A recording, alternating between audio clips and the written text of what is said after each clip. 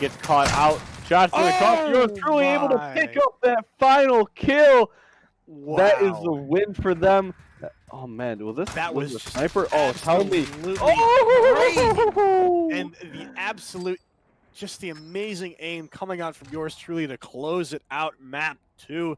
So they are dirty. your winners. For Hakeem wins it 2 weeks in a row. Over. Ladies and gentlemen. Just like that. Throwing the nade. That'll give some information.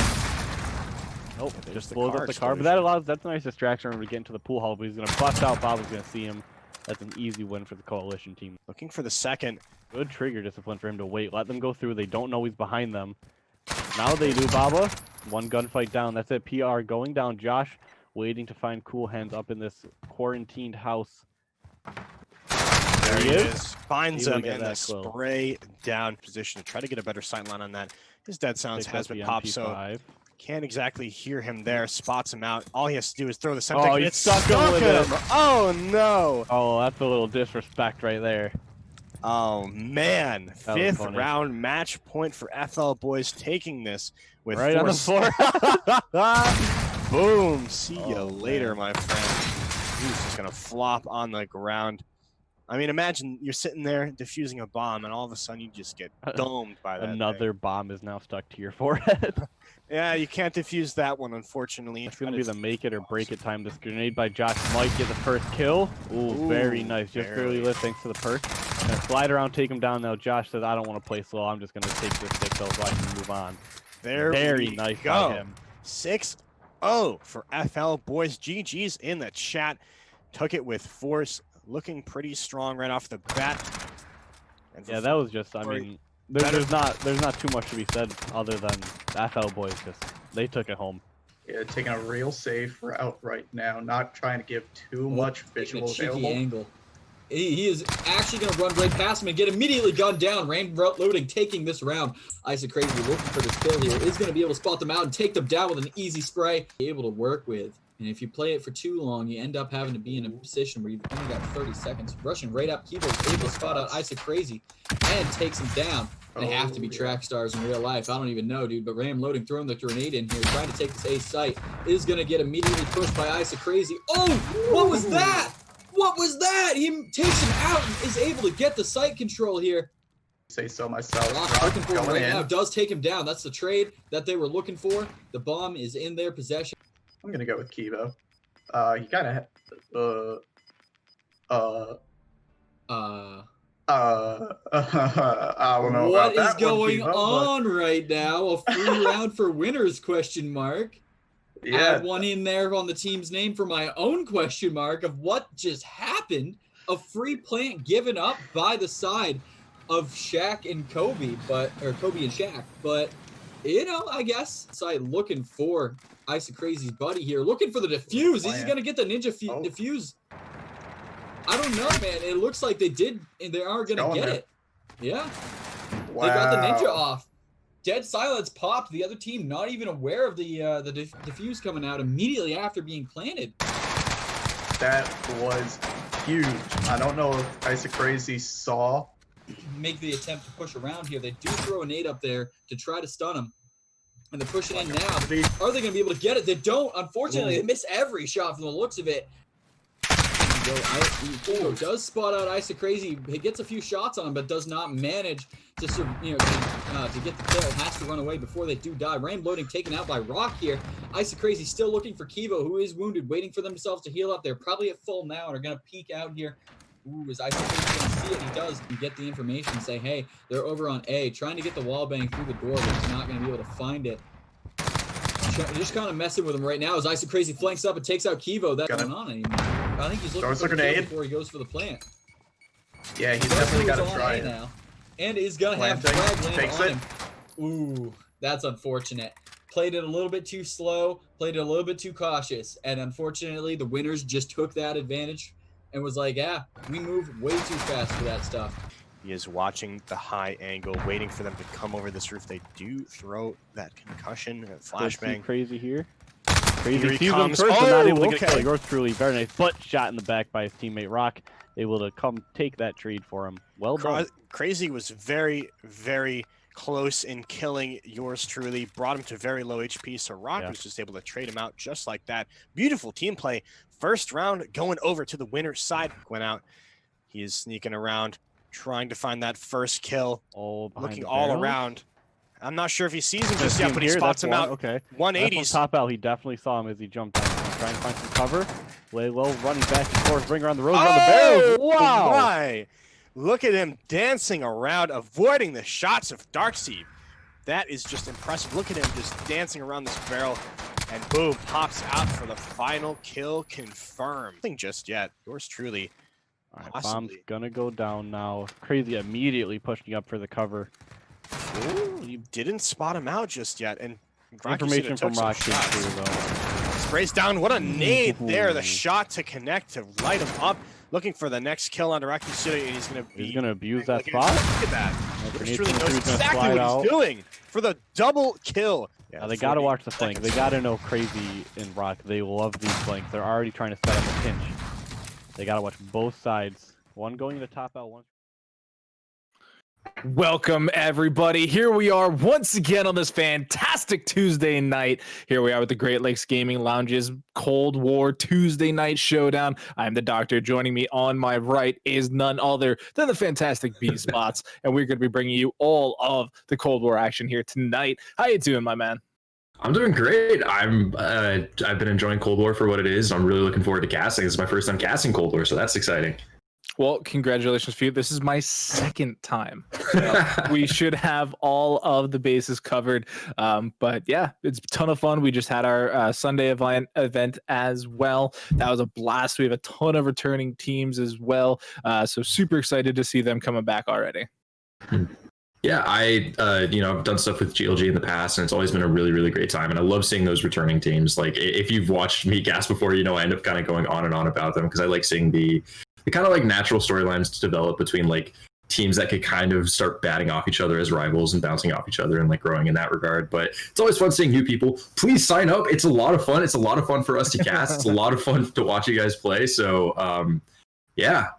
Yeah, Battlefy links down below. We have our future events up and posted already. So if you missed out on today, don't worry. We still got you. And so everything today, it is our first Cold War Tuesday Night League, TNL, for those of you who can spell letters. And this is going to be weekly, so we hope that you can continue to mark it down here and come back week after week and join us. We do have, like I said, some familiar faces: Warble, Noise Esports, Juiced Up Nation, who had a fantastic showing last Sunday. Tons of good teams. Yeah. I'm already kind of seeing some names that I slightly recognize. I know For Hakeem was in here. I think, was it Sunday? Yes. I know. So they're not here, sadly, but I think I do recognize the Warble team. I think they've been around in the past with a bunch of different players. Yeah, it's a kind of big bracket. We got 20 teams. We're looking at a 32 team bracket, even though it is just the 20 teams. So we're gonna be in for the long haul tonight. And it's gonna be great. Yeah, and so tonight's matchups, it is going to be best of 3 the whole way through. First place is going to be taking home $50. And the maps tonight that we do have in play, we are, I believe, running the CDL rule set for the entirety of everything, which means our maps in play are Checkmate, Crossroads, Garrison, Miami, and Moscow. So that should be a great and fun one to watch. We will be able to get into our first matchup shortly. It does look like it should be the Revenge on Hackers versus EDS Gaming, from being told from production correctly. So that should be actually a super fun one. Revenge on Hackers, it's a nice little play on a name. You love to see it. But hopefully there's no hackers here tonight for them to revenge on. Yeah, I know. Was during the beta that Cold War had a lot of issues with hackers? Is that when it was? Yeah, it was pretty bad. I'm kind of glad I haven't seen as many issues in the state of the game currently, but it's gonna be really exciting just to see how kind of these S&D metas develop, right?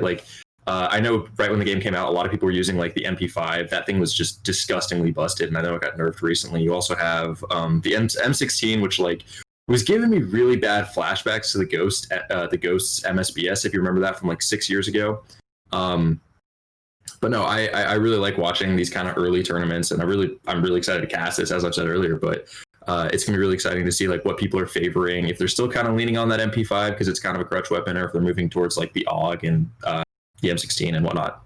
Oh, the FFAR was the other thing people were using a lot. That's the one I always forget.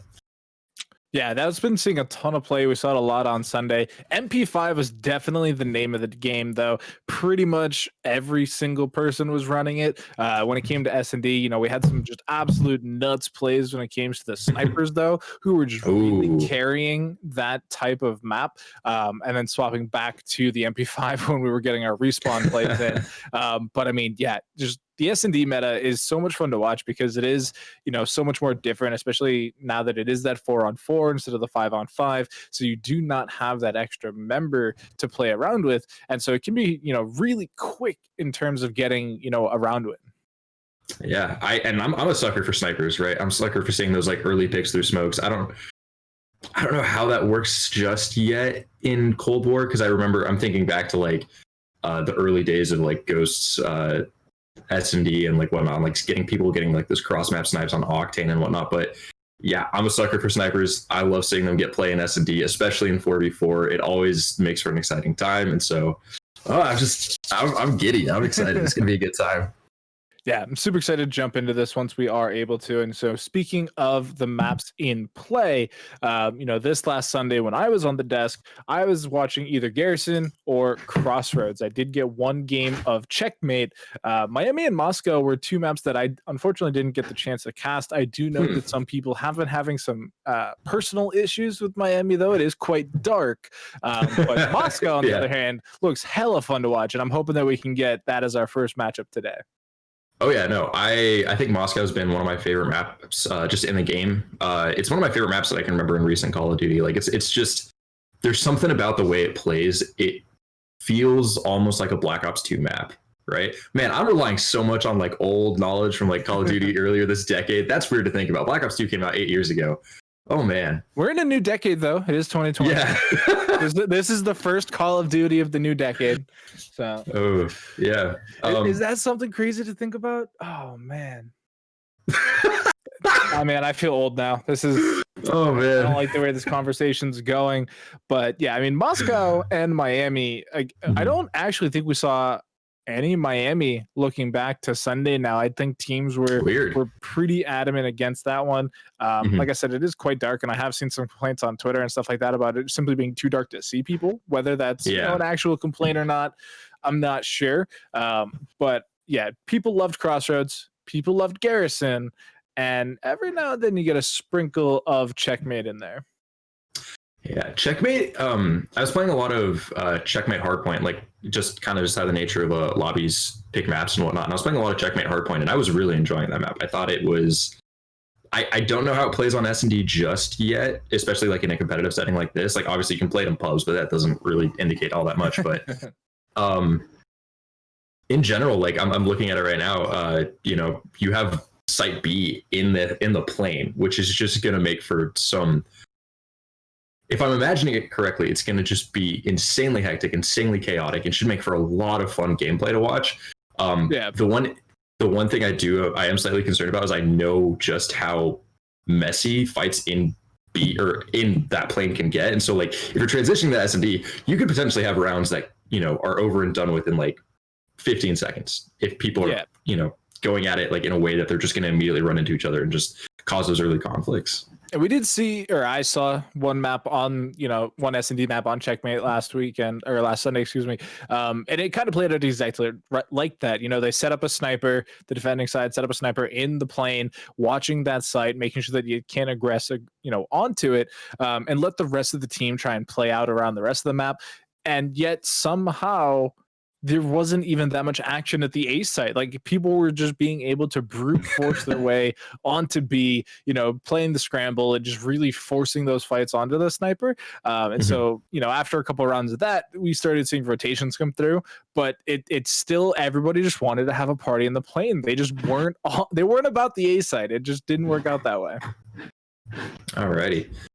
So I think if I'm reading that correctly, we're still waiting on these two teams for a little bit. Shouldn't be much longer, hopefully. But just speaking on that again, Checkmate's a good map. I'm enjoying it a lot. It's not terribly surprising that A isn't seeing a lot of play. I always hate when that happens with a map.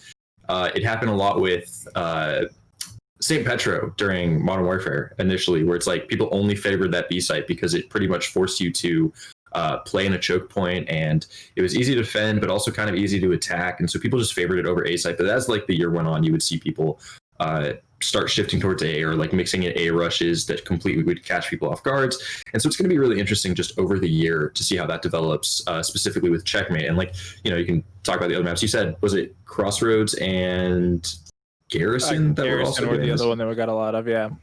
Oh no, my camera's sending me to some weird realm here. I don't know what's going on there. Yeah, I might have to try to fix that once we jump in the game. It'll go away. Trust me. This is a common OBS Ninja issue, which shout out to OBS Ninja for making life easy for us instead of having to use Discord for everything. As much as we love Discord, it does have its issues, how we'll say.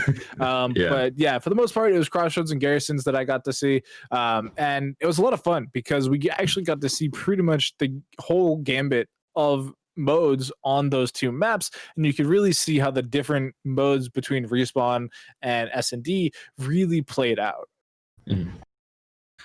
Garrison Hardpoint has been one of those maps that I think it's strictly from a competitive standpoint, right? Like it's one of those maps that I feel like is going to be a really solid staple this year. Like I remember this time last year when Modern Warfare initially came out, we were playing this weird game where it's like, okay, what maps are good for hardpoint? Which maps even have like viable hardpoint rotations? And even with all the flaws that Cold War has had, it's playing into that competitive side really well, which is what you kind of expect with the Treyarch game, right? Like I'm looking at the rotations right now and playing through it, and it's just one of those things where it's like everything felt logical in terms of those rotations, right? Like you start in that weird kind of off-centered landing area, and then you rotate halfway across the map, or the other side of the map, my mistake. And so definitely getting to see that kind of like dichotomy between how like S&D plays and how Hardpoint plays will be really exciting.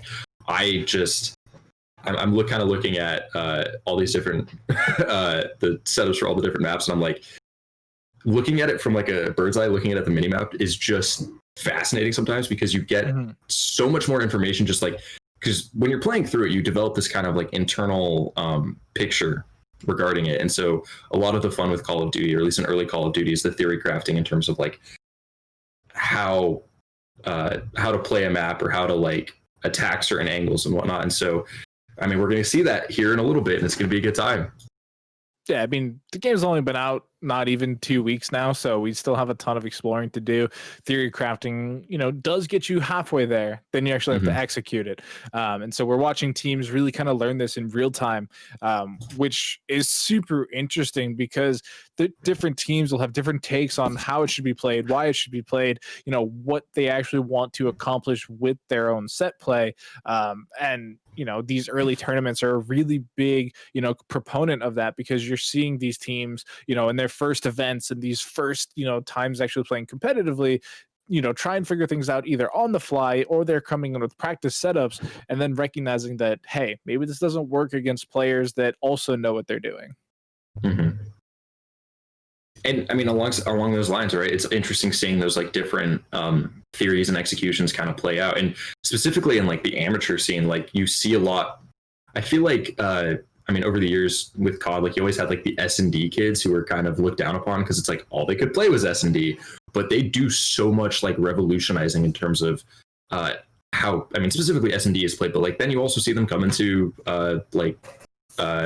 the main leagues and like making their way into like bigger teams. Like you saw it with like Celium and all those guys too, this previous year with FaZe, and they just kind of, obviously Dallas won champs this past year, but just the dominance FaZe had with how they were able to just kind of chaotically play maps and really put teams on their back heel was something that really kind of defined the year for me.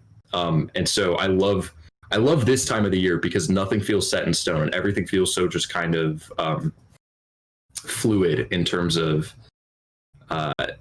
what's really going to come across as like the dominant meta or the dominant way of playing, whether it is playing more into that chaotic side, or maybe taking a step back and letting the pace kind of slow down and taking advantage of maybe people playing overly aggressive and whatnot.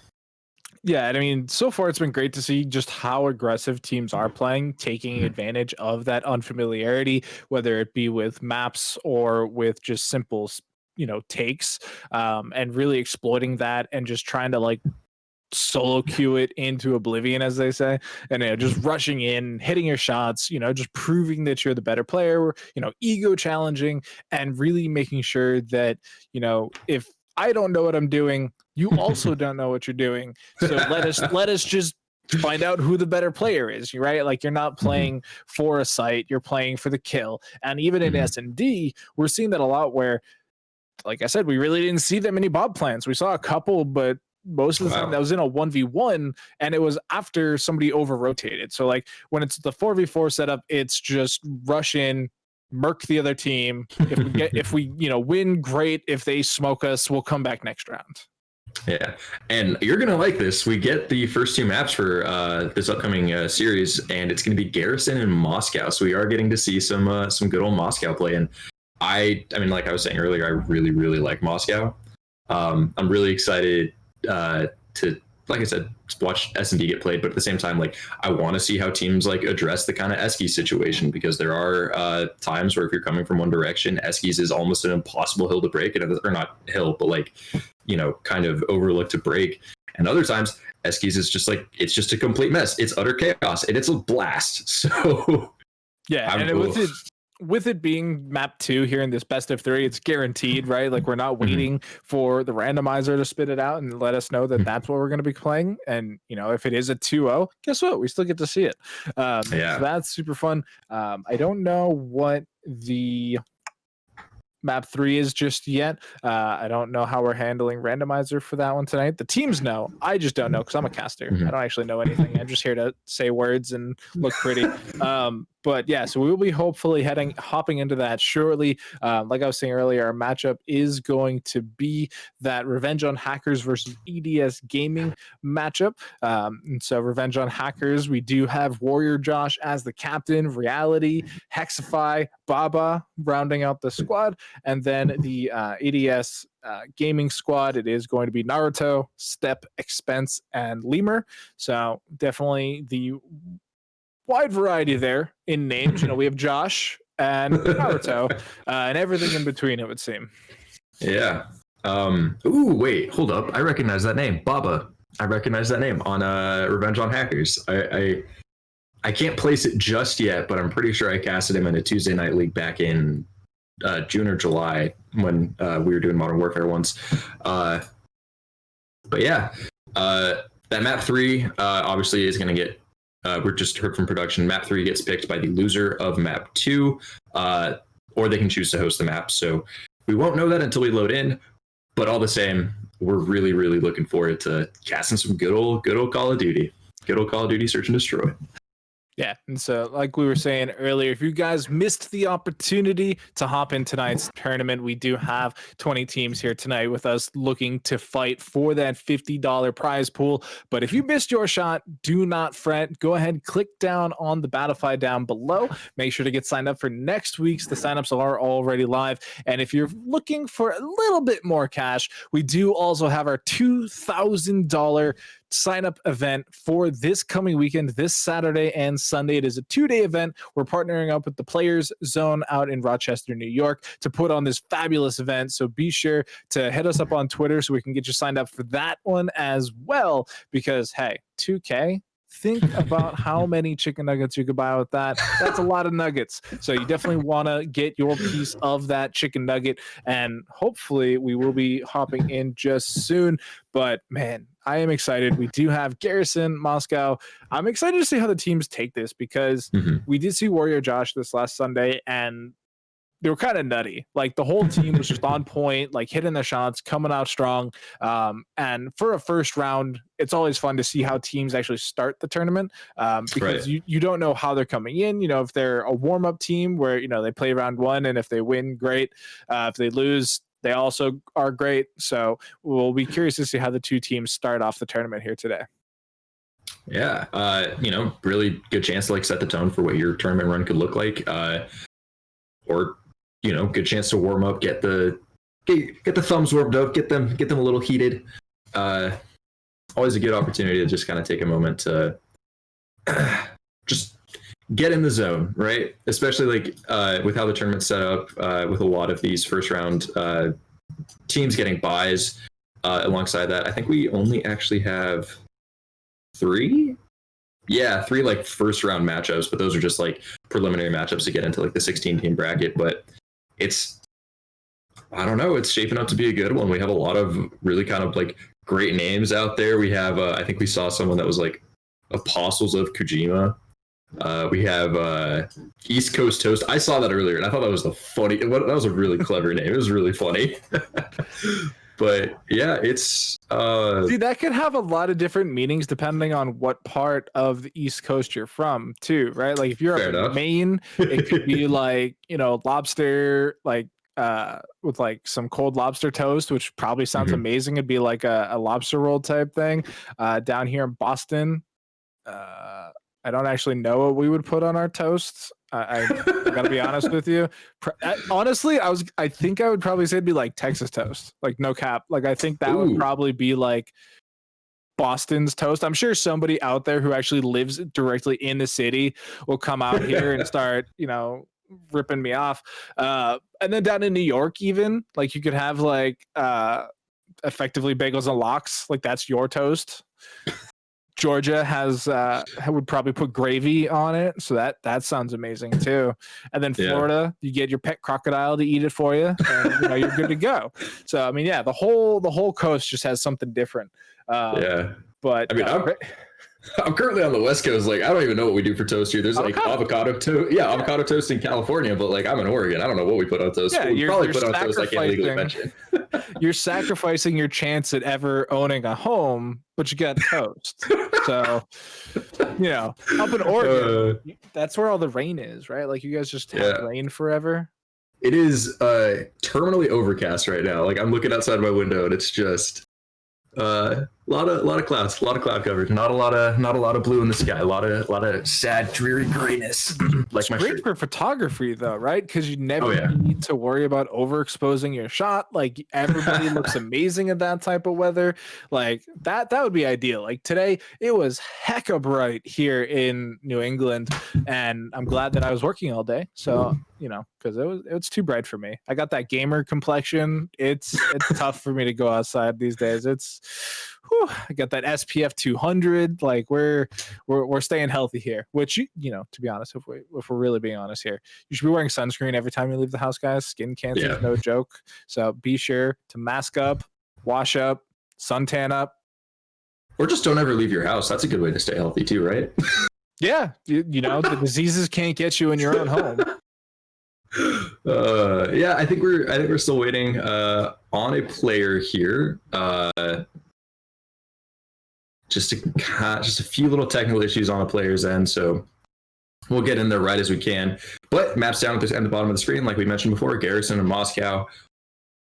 It's gonna be I don't want to sound like I'm beating a dead horse or even beating a drum or anything to that degree right now, but man, I'm kind of nervous about casting Cold War for the first time. It's been I haven't had the chance to play it just because of being a college student and kind of being busy and preoccupied with that. If we want to talk about finals are around. Yeah, and they're all online classes, so like finals are weird. Yeah, no, I got lucky. I only had 8-week courses instead of the standard 15, so I was done like a month ago. So I got lucky in that aspect. So now we're just big chilling. But we are going to kick it to a short break, guys, while we do try and resolve these technical issues. Stay tuned. You're not going to want to miss this Cold War action coming at you just in a minute. But for now, we are going to be sending it to a break. So stay tuned. We'll be right back. So definitely, here's the bomb plan coming out. This could be the first round for the side of Gunfire MR. He just has to be a little bit quicker. He misses the timing. Josh almost makes it work, almost catches him off guard, but Mixer takes the first round for Gunfire MR. Necessarily know what to do in this situation just yet. He wants to collect the bomb, and so he does. He has 24 seconds left on the map. Looks like he's going to rotate all the way around A. He doesn't have dead silence on, so he's going to be caught out by Baba. Footsteps are too loud. That is one grand final team secured in the spot.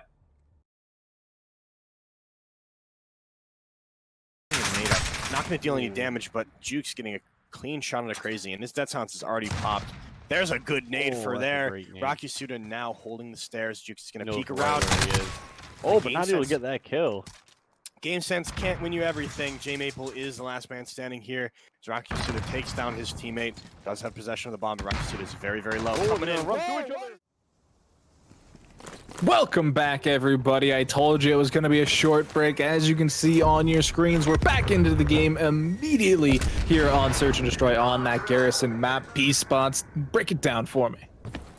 Yeah, so early positioning in Garrison is always going to be super important. You are going to make sure to want to look at this like satellite control that I believe that was Naruto holding there, but a lot of kind of just early passiveness, right? Not a whole lot going on just yet. Baba does get first blood, and I believe that was a team kill as well from Naruto, I want to say. Yeah, Naruto. But Baba has this sniper. Gonna see if he can pick anybody else off. Definitely not the start you want to have here from ADS. Not really feeling up to the action here. Lemur, though, trying to move around. Not going to come out ahead, though. And, yeah, like I said, definitely not the start you want to have here. Solid first round, though, from Revenge on Hackers there. Using that AK, I believe I saw somebody else with a sniper. I believe it was Baba with a sniper. That was... So, a lot of... Hold up. Oh, wait, no. All right, never mind. I got confused. So if you see the bar above Warrior Josh, it was blue. And I was like, was the best play of that round really the team kill? But no. It was just the health bar color for some reason. Yeah. All right. Sticking on here with Warrior Josh, leading the lobby with 2 kills. That early team kill really just threw a wrench in ADS Gaming's gears there, huh? Ooh, early snipe there onto Expense, but it doesn't take him out just yet. Warrior Josh gets taken out by a great nade from Step there. That was so many grenades. That was just a never-ending wall of explosions. The bomb is getting pretty close to that B site, but nobody's brave enough to pick it up just yet. It is a 2-on-3 still in favor of ADS, though. Yeah, lots of early trades going out there. Expense takes down. Ooh, Reality gets a 2-piece. It's a 1v1. Step gets him though. Ooh, what a round there from ADS Gaming. What a fun round. What a good close round there. Yeah, I mean, using that tunnel system there to be super sneaky about it, you can actually see here they're snuck in just behind that wall, and as they peek there, it cut just a second, but that was when they popped up and picked up the final kill of the round there. And so tied up 1 apiece now. Disregard the best of series up at the top. This is the first series here of the night. It is 0-0, whereas the round score is 1-1 between the 2 teams. Yeah, I'm really... This is like not related to the actual play, but I like seeing the kind of fairness between, or not fairness, the equal spread of work there on Revenge on Hackers. Everyone's sitting at 2-1. Yeah, Warrior Josh is kind of holding off from this catwalk area, looking over to where I believe a good number of... Ooh! 1911 there from Expense onto Hexify. Oh, man. Pulling up. Also, they got Bob out. Just rips his face off. Yeah, he got out, but not for very long. Does go down, and just like that, the bomb is planted in this 2v2, and it is going to be up to these top fraggers on ADS to win the round. Yeah, we got to see what Baba can do. If Baba takes out Step, just as I was saying it. Oh, wow. Instantly take it out there. Another round of Revenge on Hackers. Yeah, nice little crossfire set up there. Make sure that they weren't really in any position to go down. Oh, man. That's nasty. Wow. Look at the snapper there with a 1911 from Baba. Didn't even need that sniper rifle. The pistol coming out ahead. That's not something we've been seeing a lot of. Pistols, they just don't always work out for you. We did see actually 2 pistol kills last round. There was the one onto the bomb carrier, and then that one on the best play there. So definitely putting in some production here. Yeah. Hanging on with Expense here, using that sniper, trying to see if he can pick out Warrior Josh here. He sees him, he gets him. But it's a trade. Hexify does pick up Lerma.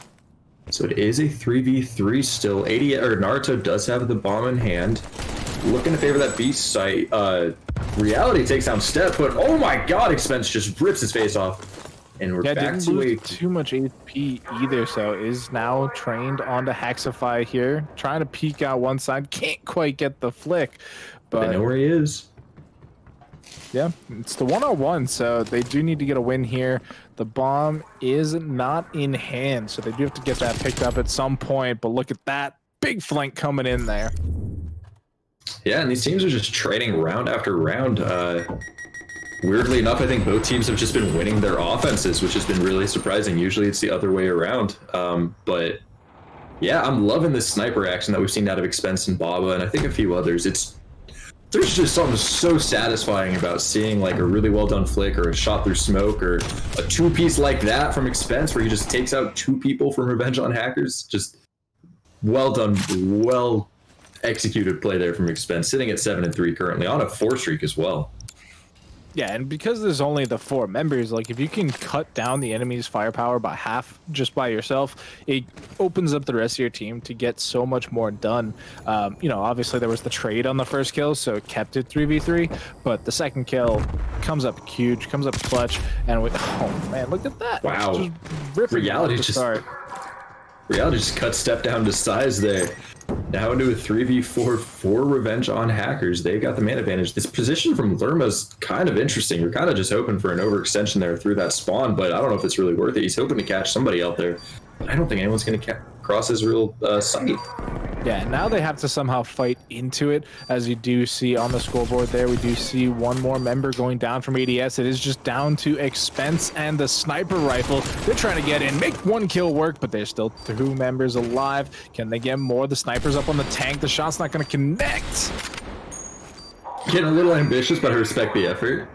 Let's see if we can get Josh here at least. Oh, he barely misses. Pulls out the 1911. He needs to get Josh here. But now they're playing it smart. They're just waiting for the bomb to tick down. They don't need to stay alive. They just need to let the bomb go, but they get the kill anyway. Yeah, another round, another offense to Revenge on Hackers there. Mainly due to the incredible play from Josh there. I think he picked up he may have actually gotten the ace. Hold up, he had a 3-piece here, and then I think he got the last kill as well. So just well done play there from Warrior Josh, huh? Yeah, and it's just so neck and neck right now, you know, 3-2, back and forth, like you were saying, every team winning on the attack. And it's super interesting because the teams are playing so slow. You know, they're not just rushing headlong in, they're playing it smart. They're, you know, playing for trades almost, or even just like a pick play and hope that it works out. A lot of damage there from Lerma, but no kills just yet. Still sitting at 0-5, but I would like to see his damage numbers because I feel like he's put out a lot. Oh, sneaky steps there, or sneaky stuff there from Step, but it doesn't work out. Warrior Josh takes his head off. Baba takes one off as well. It's a 2v3.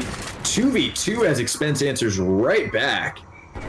Yeah, I mean, they've had snipers watching this alleyway basically the entire time. Expense now, once again, the last member alive in this 2v1, gets caught looking the wrong way. That is actually going to be another win round over to Revenge on Hackers, bringing it to 4-2, so no trade back this time. Yeah, and this play from Hexify was really good, just picking off those 2 players in really quick succession. I think that was the last kill of the round as well. So even though Expense was trying his best, sitting at 10-5 currently with nearly 1,800 damage, his Revenge on Hackers is just playing really, really well as a team, and I think it's part of the reason why they're kind of pulling away now. What's crazy about that Hexify play too is they actually got tagged by the sniper, but it was just a leg, so they didn't go down there, which could have completely changed the round at that point had it gone down, you know, making it a 1v1. Expensify barely going to survive that shot as well. Yeah, the one thing I've really liked about Cold War, especially, or Garrison in particular, is that you do have that immediate line of sight, right? That huge line of sight through the warehouse. Snipers can go at each other. It's always a good time. Ooh, good moves there from Hexify, I believe, or no, Reality, my bad. To pick up Lerma. Hexify responds as well. It's a 4v2, 3v, or quick round for Revenge on Hackers. The second they got that first blood, it was just a snowball. Yeah, I mean, they're just turning it on now. They've won the last 3 in a row. They're looking really good now. They only need 1 more to win the map, and that would bring us over onto Moscow. So we're really going to have to see something come out here from EDS. They are trying to work together, but they're just getting caught in rotation, you know, not having the right weapons out, not being in the right position to set up a kill. And they're not getting caught out, but like caught in rotation. It's a little bit different. Yeah. And There is going to be something, right? Like people are looking at the scoreboard right now. We're seeing Lerma drop the James Bond there, the 007. But the one thing I do want to keep in mind is that if you were looking at the damage chart that popped up here for a quick second, you'll notice he had the second most for ADS gaming. So he's doing a lot. Step takes out Baba as an early first blood.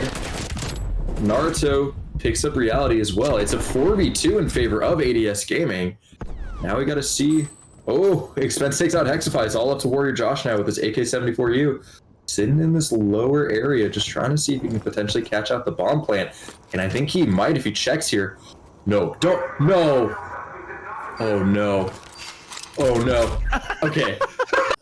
I got scared there. I was going to say that was disrespectful, but I respect the effort from Revenge on Hackers, and I like the play from Naruto to at least double check the bomb site, because that's always a fear to get ninja diffused, especially in a tournament for money. Yeah, that's it's a bold play, to say the least. Didn't quite work out that time. But, you know, you still on that point. You still only need the 1 round, so you can, you know, take that on the chin, come back this round, do a little bit more. And, I mean, look at these damage numbers. You're seeing Reality at almost 200 damage per round, almost doubling the top fragger, which is kind of insane in its own right, as we do see sniper shots ring out, not quite going to connect just yet.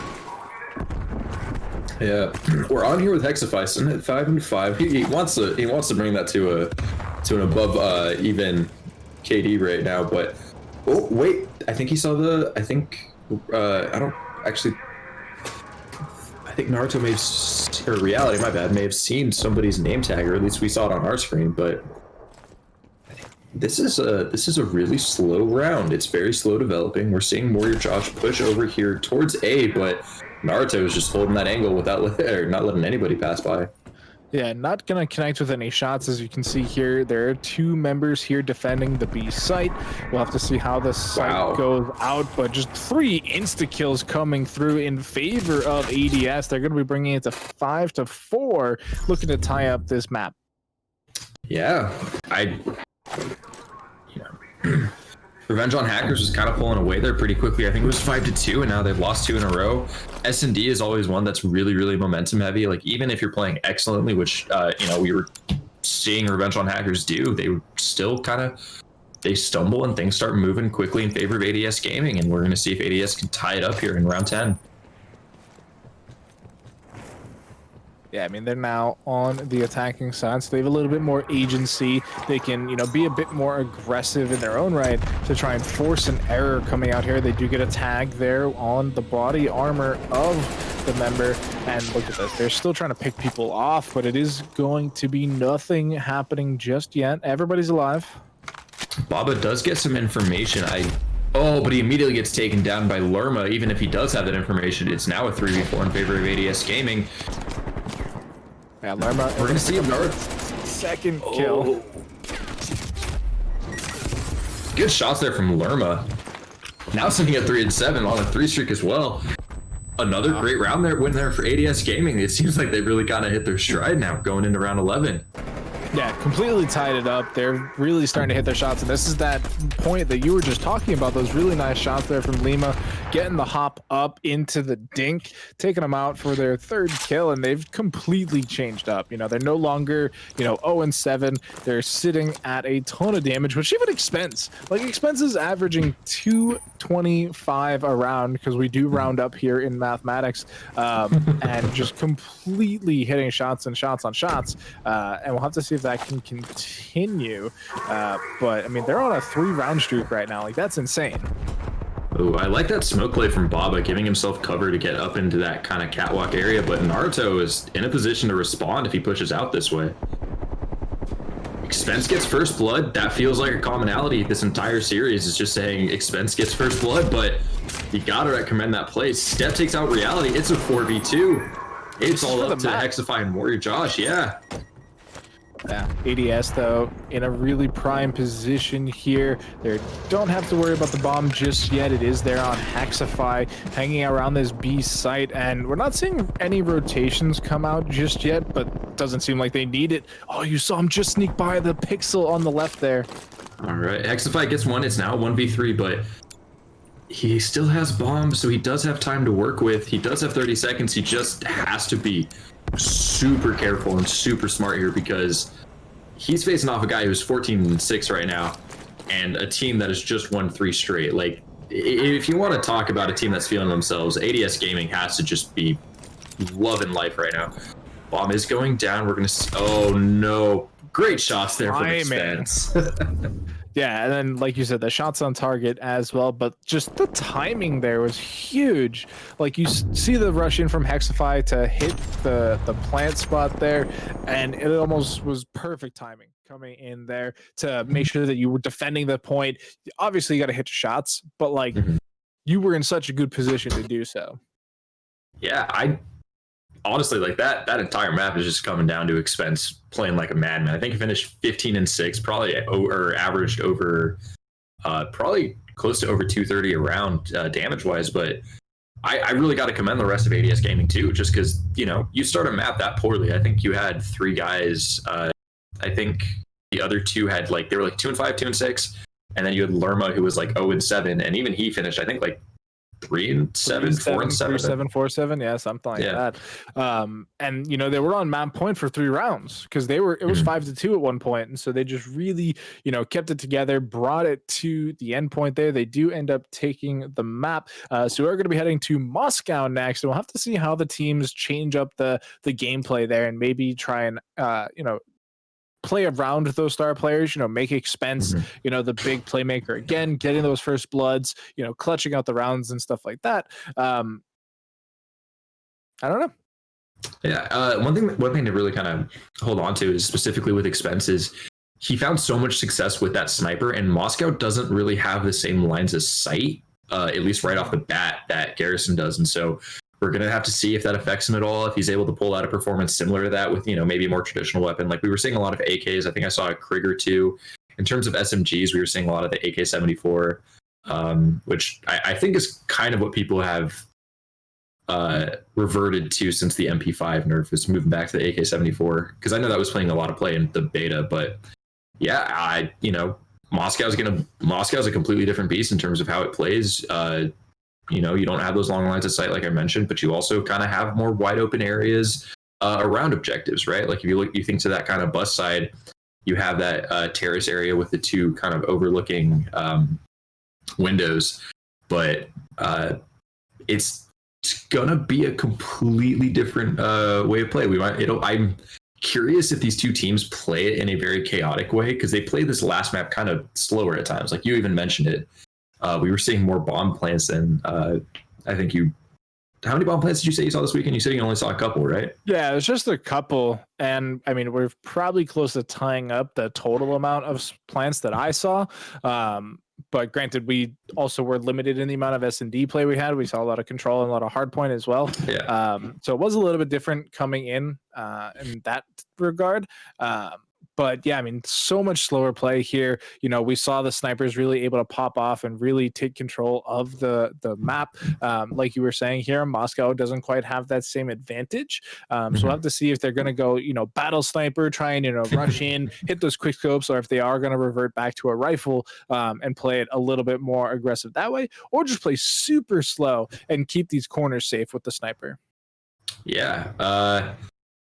I think we're just a little bit away from loading in, but overall, I mentioned it kind of in the pre-show. If you guys missed it, I definitely want to see how teams adjust to controlling eskies or escalators on Moscow, because those things, they provide just so much map control, at least into that kind of bigger central open plaza area. And I mean, just speaking from experience, it's one of those places where it felt like every time I was playing, I was just constantly going, oh, there's a guy on Eskies. There's a guy one shot on Eskies. And so, I mean, mainly that was Respawn, but, seeing how it translated into S&D, because S&D is always just a completely different, switching from Respawn to S&D is always a very different, they're completely different game modes. Not only that, but just 2 completely different play styles. So, seeing how Eskies comes into that, if it's even used at all, mainly, we'll see what sites people favorite. It felt like for Garrison, at least, they were mainly favoring the B site, right? That kind of more centralized area that the only time kind of like watch easier. Yeah, the only time we even saw them go to A was that very last round where he wasn't even able to get the plant off because somebody just rushed him down. And it does seem to be that type of thing from, my limited competitive, casting here in Call of Duty, where people almost just write off one of the sites. Like they're just like, you know what? This is the site. I don't think there is a second one. Either we win our gunfights and we get to the site or we lose the round. And so that could just be, the newness of the game. Teams haven't really fully explored their strats just yet, but it is very interesting to see how that will progress. We are heading to Moscow. There are going to be 2 sites. There are 2 on every map, so don't you worry as we head into the game. And so, will it be, a lot of escalator play? Will it be a lot of, big room play? We're going to have to see how this breaks out as the match is now starting. The teams are swapping colors now. So there's going to be ADS in red and Revenge on Hackers in blue. Yeah. We're seeing Revenge on Hackers kind of play towards A, which we'll see how that reflects on the series going forward. I would imagine great shots there from Baba to take out Step. Same with Warrior Josh to take out Expense. Quick round there from Revenge on Hackers. That's what we were thinking of, huh? I was wondering if we were going to see slower play, and it turns out no. They're running straight at each other. Yeah, not even gonna pretend to go for something here. Just rushes right up those escalators that you're talking about. Get a nice little body bop there as well. And man, that was a lightning quick round. I looked away for a second and it was over. And if we're gonna get another, 10 rounds of that, that's just insane. Yeah, and the labor spread across the board for Revenge on Hackers. Everyone's sitting there with 1 kill. Baba the only death. I do like right off the bat, though, we are kind of seeing a differentiation in attacking play. Naruto gets first blood. He looks for a 2-piece. He dies to Warrior Josh there, but early trades here in the middle of the map. Yeah, and it's just continuing up the pace. It is definitely slower than last round, but not really by much, as we do see the bomb slowly making its way over towards that B site. Ooh. Huge pickup in the middle there, and now it is this 2v2 situation. Oh, just barely missed that. Expense picking off where he left off last map. Does have that nice line of sight into that middle of the map area, but the problem is he has no information on the sites. It's a 2v3 for Warrior Josh. I think they know where he is because we just heard that sniper crack. But now it's up to Step to see if he can get him. He sees him, puts some bullets in him, does take him out, and that's 1 apiece for both of these teams. Yeah, very, very similar start from last map. Just both teams dominating on the opposite side. And look at that. Gonna get him through the wall even. Nice little penetration kill. Love to see that. Swapping sides once again. And I don't know, are we going to continue to see the same trend? Is this going to be the same map as map 1? I don't know. It's kind of shaping up to be with both teams kind of trading off offenses, but now we're seeing a replay, now we're seeing both teams back to where they were round 1. We're going to see if they play differently. They are playing a little bit differently. We are seeing a hard rush through the center of the map here from Revenge on Hackers with, I think that was 3 people, but oh my God, Expense takes out 2. That is... They're just letting Expense run all over them. This has been his series. He might be 3-2 currently, but the man is on a mission right now. Oh my God, it's a 2v1, 2v2, 2v1. I'm an idiot. Lerma takes off against Step. It's all up to Warrior Josh now, but... Oh, wins the first one. Doesn't know exactly where the second member is. Is going to get a chance to heal up a little bit. Even with the gunpoint! Oh, man. Gonna come out ahead. Gonna get the defuse as well. Plenty of time there. 25 seconds left on the clock. And, yeah, that happened.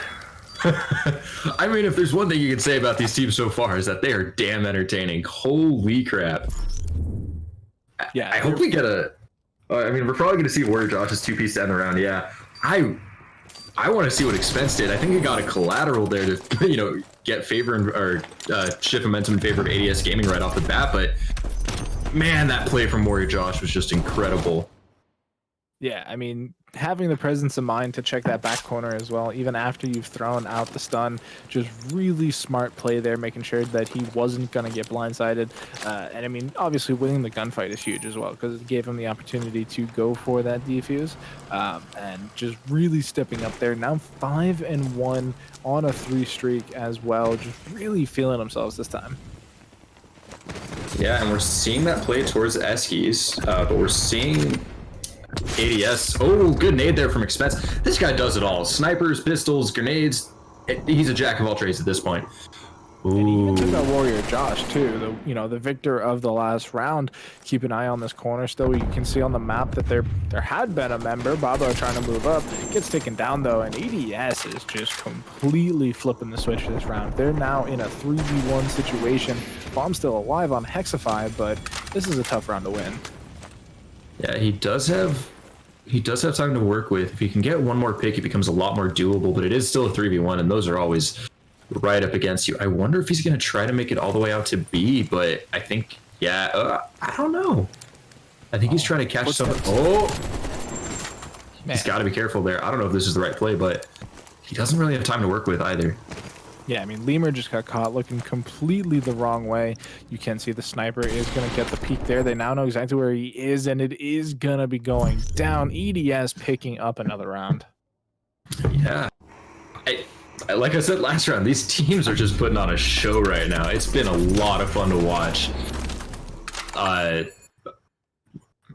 Rocking that gold AK there, too. Wow.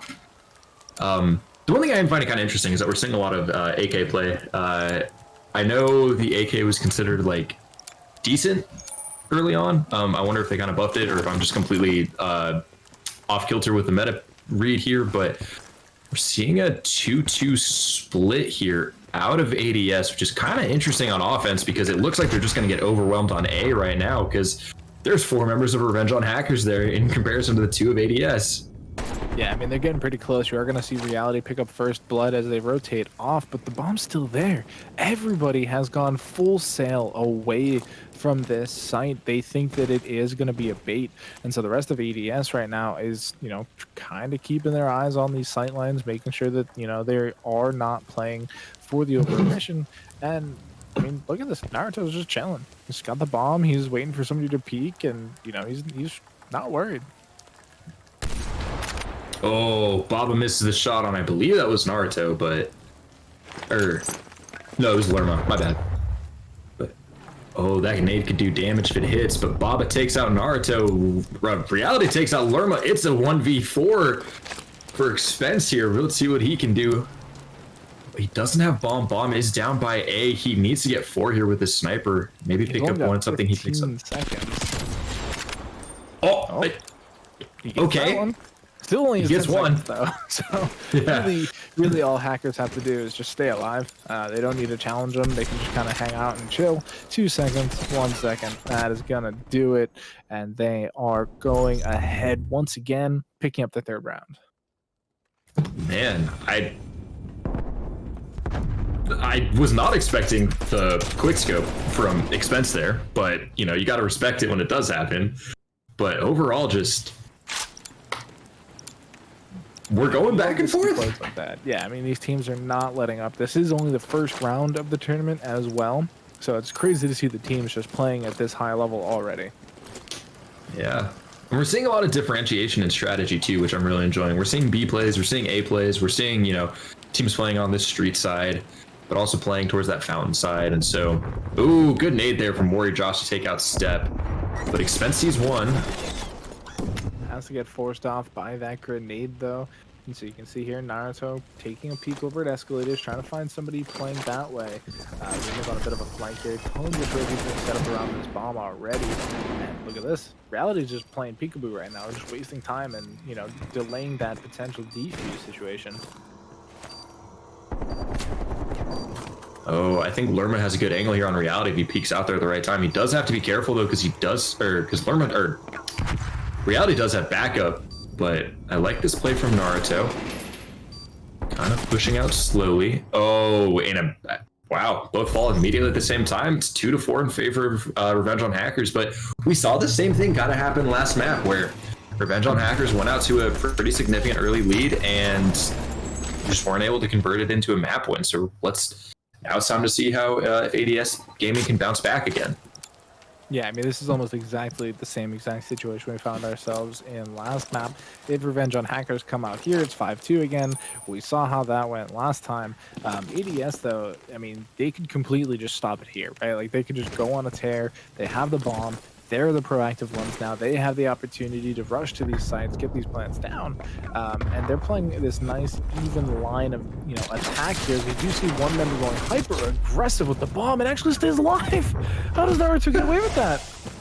I don't know. I don't know what Bob was doing there, sliding through with the pistol, but you gotta respect the kind of the courage to go for that kind of play. But the 4v3 in favor of ADS Gaming. Revenge on Hackers is slowing down a bit. I think that first blood kind of just caught them off guard, but I'm liking this play from Step. I think they know where each person is.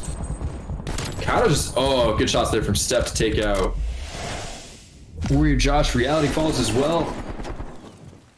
All up to Hexify. Now it's just one member left hanging out at the B site. We do have the bomb making its rotation over to A as Hexify looking to get a bit of a flank here, but they know that the site's clear. They're just going to go get the plant. There's 20 seconds left. You got plenty of time. Make Hexify come to you. Set up a nice little crossfade here as you do see Expense in a nice position. He's going to see them and just instantly take them out. ADS tie it up again. Wait, okay, not quite yet. One more. We need one more. They bounce back.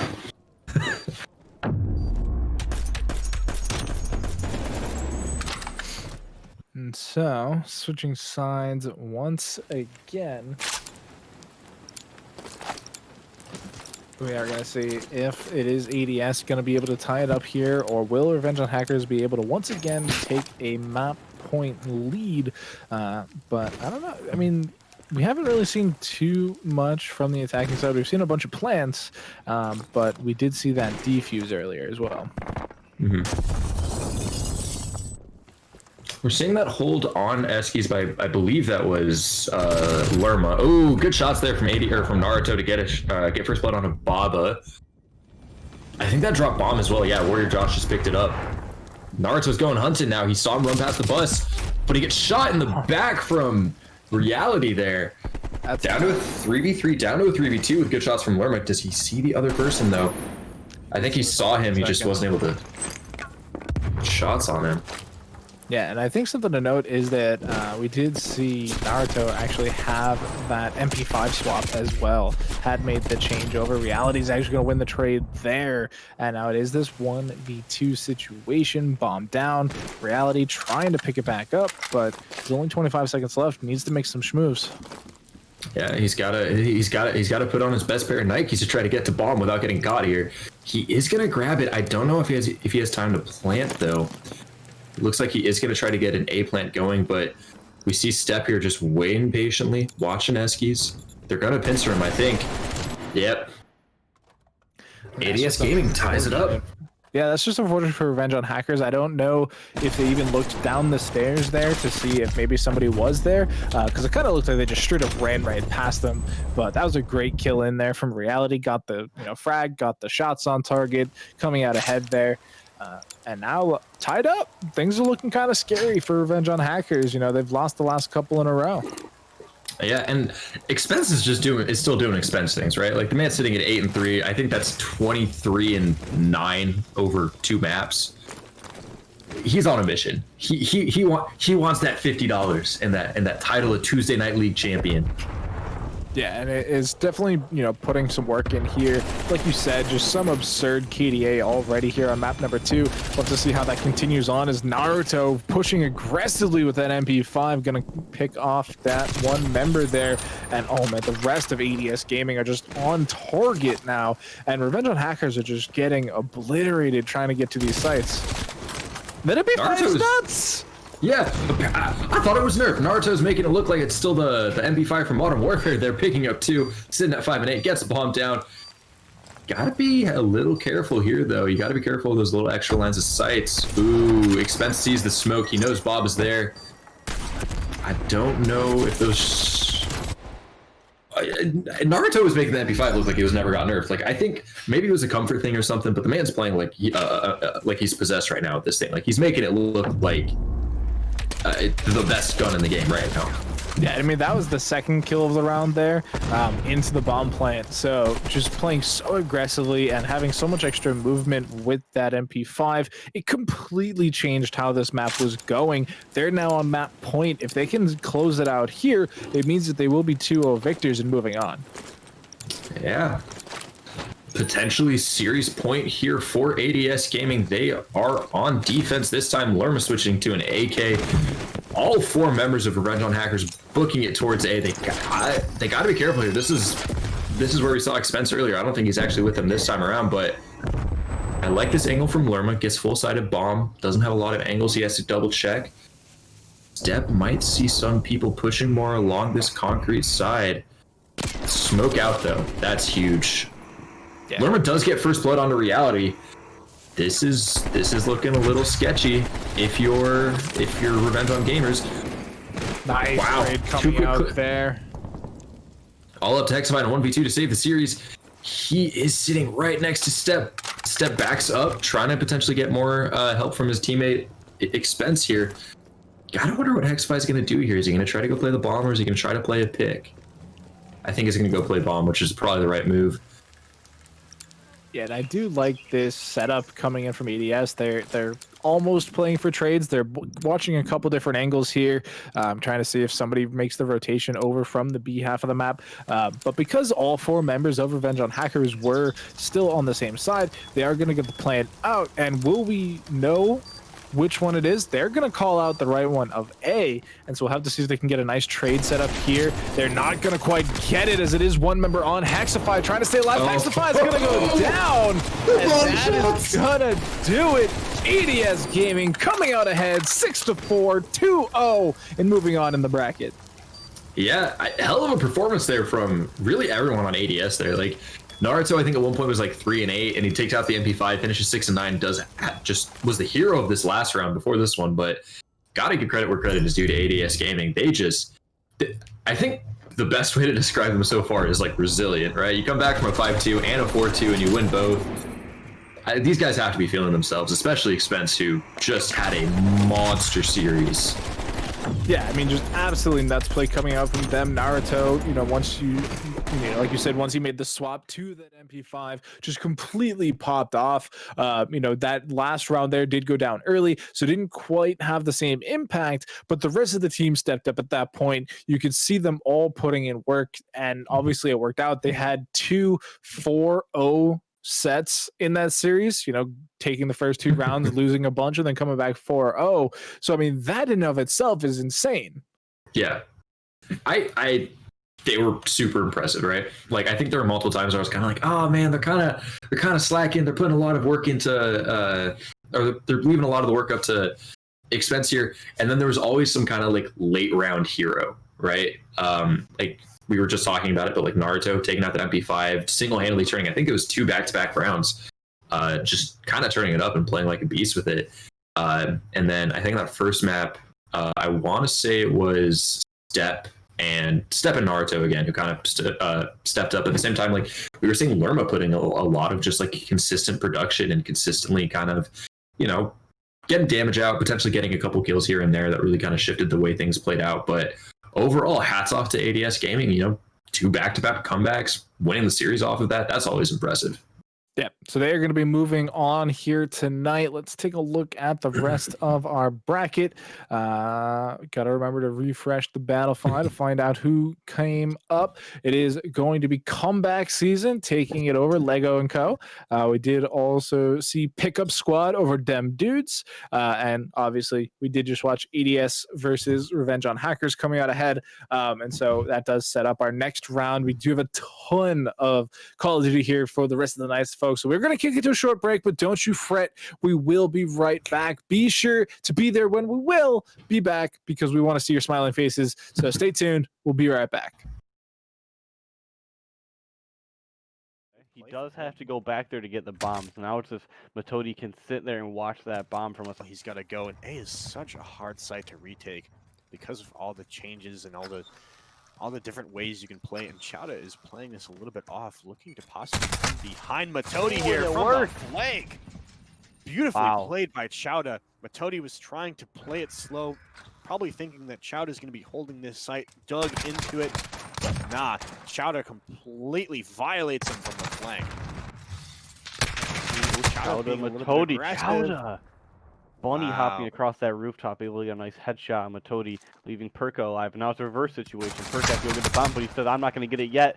You're not going to get it ever, actually, as he goes down to Chowda as well.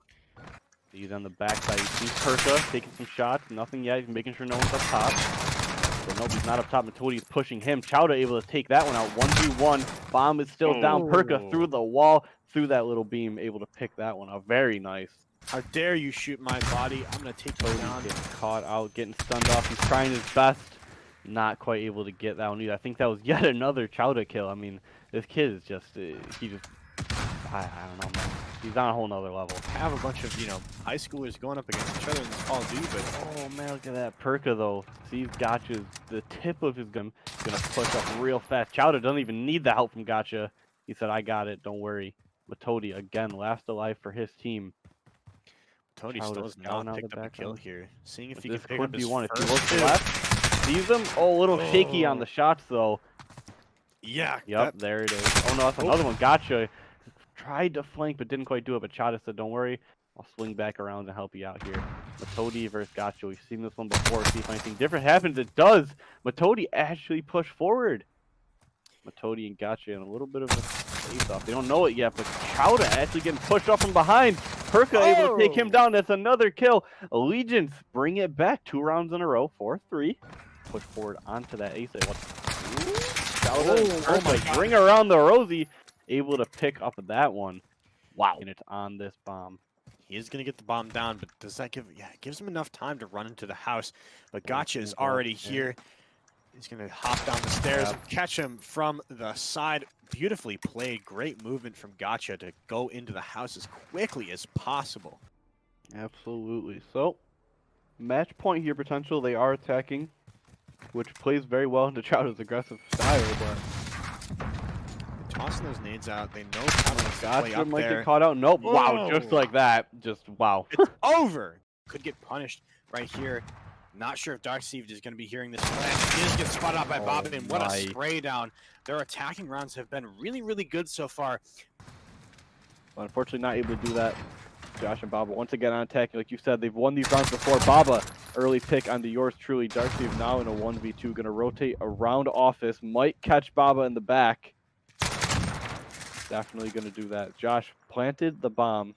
Now going to push towards bottom else. Quietly open that door. They're going to mirror each other. As Darkseed hops in as Josh hopped out. And now we're going to meet on top AC. Josh, you're looking the wrong way. Unfortunately, Darkseed outbrained you just a little bit there. Cleaning house right now. I mean, to be fair, look at the leader, the KD here. Darkseed 8-2. Definitely carrying the squad right now. Taking early pick onto Josh, but not finding anything. Darkseed now gonna look to finish that kill. Able to do so with ease. Look at it out now, ladies and gentlemen. That was kind of a clean shot right there. Yours truly pulling it off for that match point. For Hakeem, gonna secure themselves as the Tuesday night 2v2 Search and Destroy champions for yet another week. That was just absolutely spectacular from Darkseed and yours truly, the For Hakeem squad, taking... Sector's going to jump across L, keep his life alive with a nice rotation. It's going to come out. He might not be ready for that Make-A-Wish kid. He did hit that stun, so they are going to check him. Special Ed is going to pick up the first kill. Look behind him. Temp in the 1v1. He secures the 1v1, and the last player standing will be Make-A-Wish and Temp once again in this. And from the flank, it will be Make-A-Wish taking that kill. The sector, though, and that's going to put them in the advantage, especially because Special Ed is coming from behind, is just going to spray down. What a pinch. 3rd round in a row. 4 rounds in a row. 4 rounds in a row. Not looking like a really good start. Between those crates, Temp still has possession of the bomb, but has to win these fights. Does get one onto Special. Here comes Make-A-Wish, and he sprays him down. That is match point for We Nasty. And that's where you just see the MP5 in that close quarters take the advantage. He just shoulder peeks and he sees them. He gets those early shots. The fire rate's a lot faster. It's going to take him down quicker. And the drop shot on top of that is going to put Wee Nasty up in match point. 5-0. Well, just yet, it's coming up in a second. iReadyBoy can hear these stomping footsteps. He's ready for this. Shoulder peeks a little bit, trying to dance around these barrels. Takes a clean shot to the chest, but unfortunately... Drops the smoke, gets to bottom. Van holding that .1 hard point. iReadyBoy, he knows this. He's going to go for the challenge, and he wins it. Nice pickup. It's 3-1, and they win that defending round. Going to be ready. Nastra did spot him out, though. Could get the flank. Did not expect that, I think. So King Ricky has to be very careful. Has 30 seconds remaining, but that's not a ton of time. Is going to get started up by Icy Chiller, and the spray comes out, bringing it to 3-2. Both teams with a strong defensive round on each side. I mean, really impressive stuff from both of them. This is relatively even. Playing this angle perfectly. He's not revealing himself yet on this roof, except for King Ricky checks those. You know he does. I mean, I just feel like he's a little bit left too open in that situation. It puts Icy Chiller in a 1v1. ReadyBoy's able to clean it up, and just with the amount of time you have on the bomb, you're just a little too revealed out in the open up top top rafters like that in the offices. So in my opinion, I think that is a little bit of a misplay from Nostra to sit up top there. He has a lot of different angles that he can take on the map, considering maybe he wants to go top third and hold off on that top-down site with the bomb. He would have perfect sight lines on that, but instead, he stayed up on rafters, ultimately getting costed in that round. It's 4-2 lead because of that. They really ran away with this game. Once they won that first defensive round, that's when the blood got pumping, and that's when they were ready to close it out. Like where number 7 is standing, he's just going to be back corner. Nostra might be able to get sightlines on this. Perfect pickup by him. King Ricky going to go down. They should know that player's bottom fan. They're going to challenge it. Nostra makes it a 5-4 game, 1 round away from round 11. Trap in that little rafters area. He sort of had to cross there, had to get some sort of information as to who was on A, and unfortunately gets punished for it with the double peek. Pretty well hidden on the side of iReadyBoy, though. And King Ricky busting out of that door. What a great kill onto Aqua.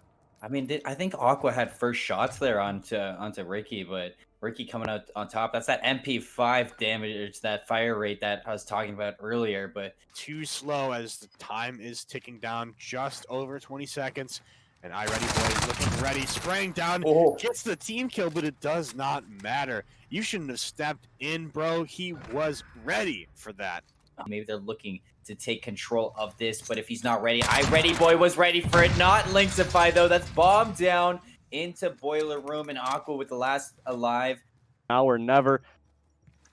Time ticking. ReadyBoy still hiding. No one catching each other out. Sees Aqua. Aqua takes a couple shots, but not able to make anything connect. Coalition going to take their 3rd round in a row. A bit of a shaky shot. I guess all that time off from the GLG tournament. Aqua's got to get a little more warmed up after that one. Are ready for the aggression on both sides. Linksify up on that half wall. Not going to see anything just yet. King Ricky's looking for him, but catches out Aqua instead. Then turns to Linksify. A little bit slow on the movement there, but King Ricky gets away with his life. Linksify now in a 1v2, but not going to make that happen either. 6-0 for the Coalitions. Quick round GG to both teams.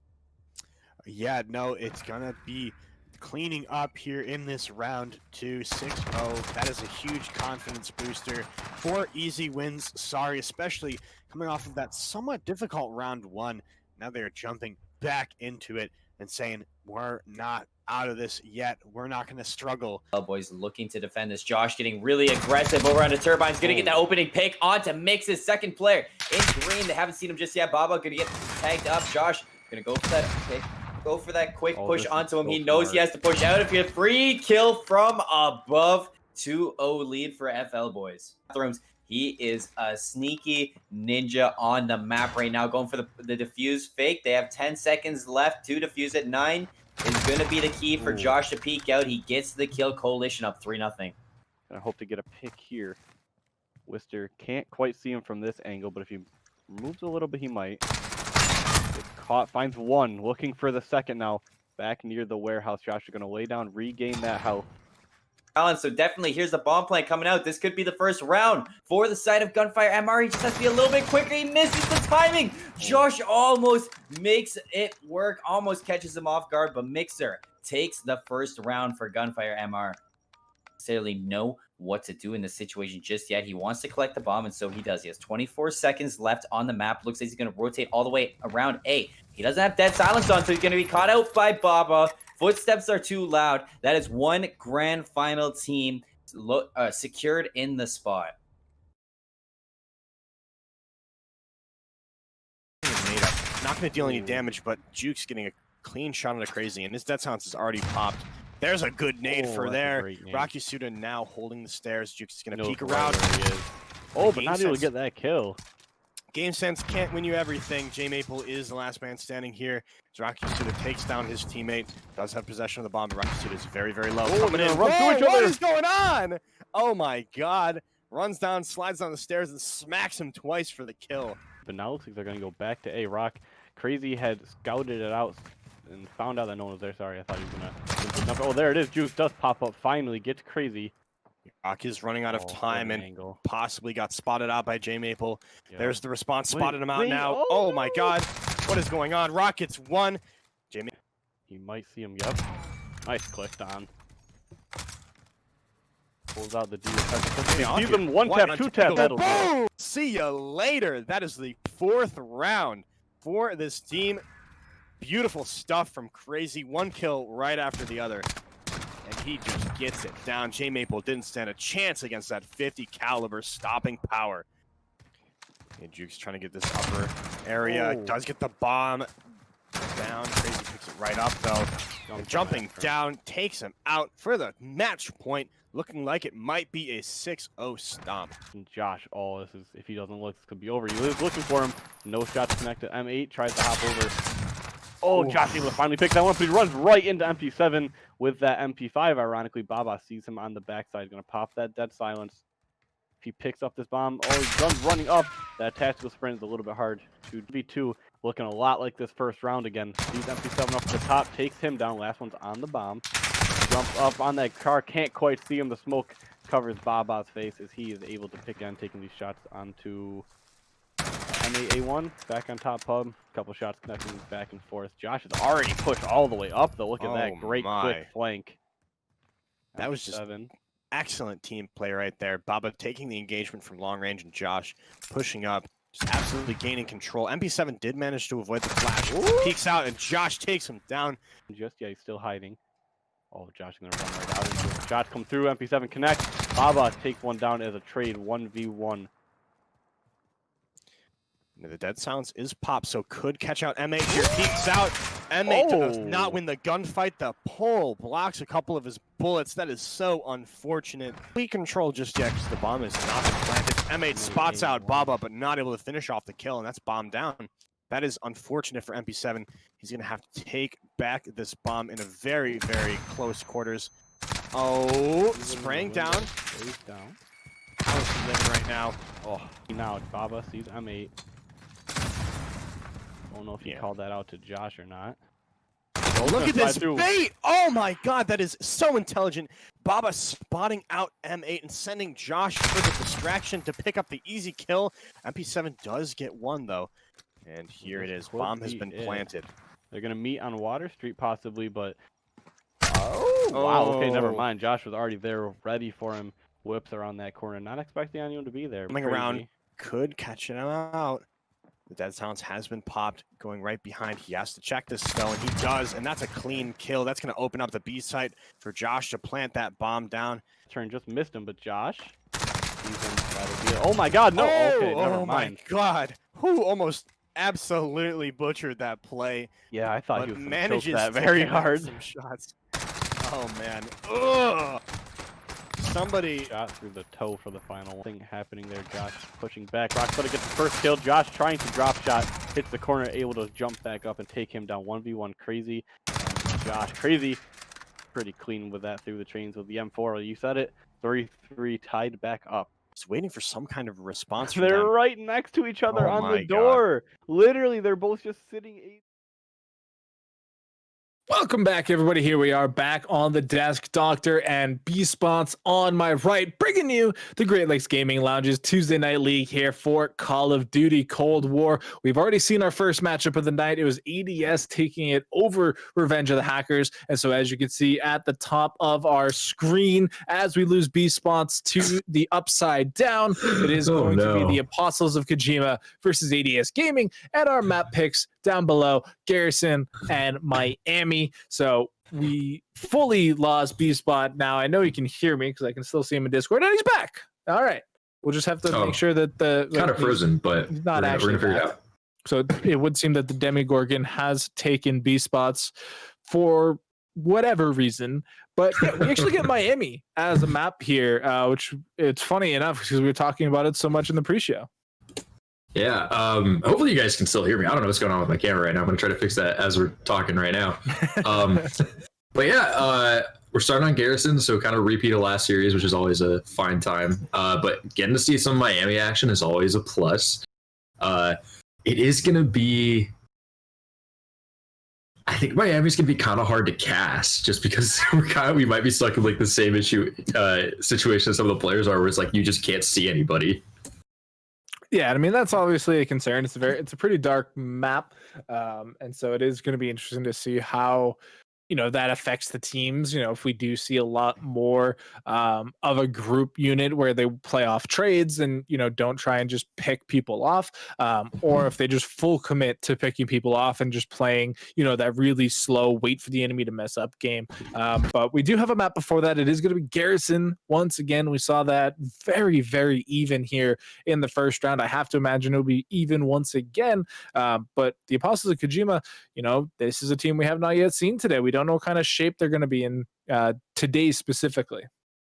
Yeah, there's always kind of an element of surprise or like element of the unknown when you kind of start off a tournament like this, just because we don't know a whole lot about these teams.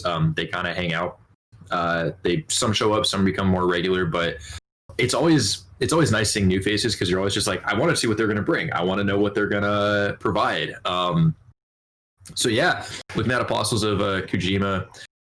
Just kind of taking a little cursory glance at their roster. They have Absurd, Av, Zinni, and Blaney.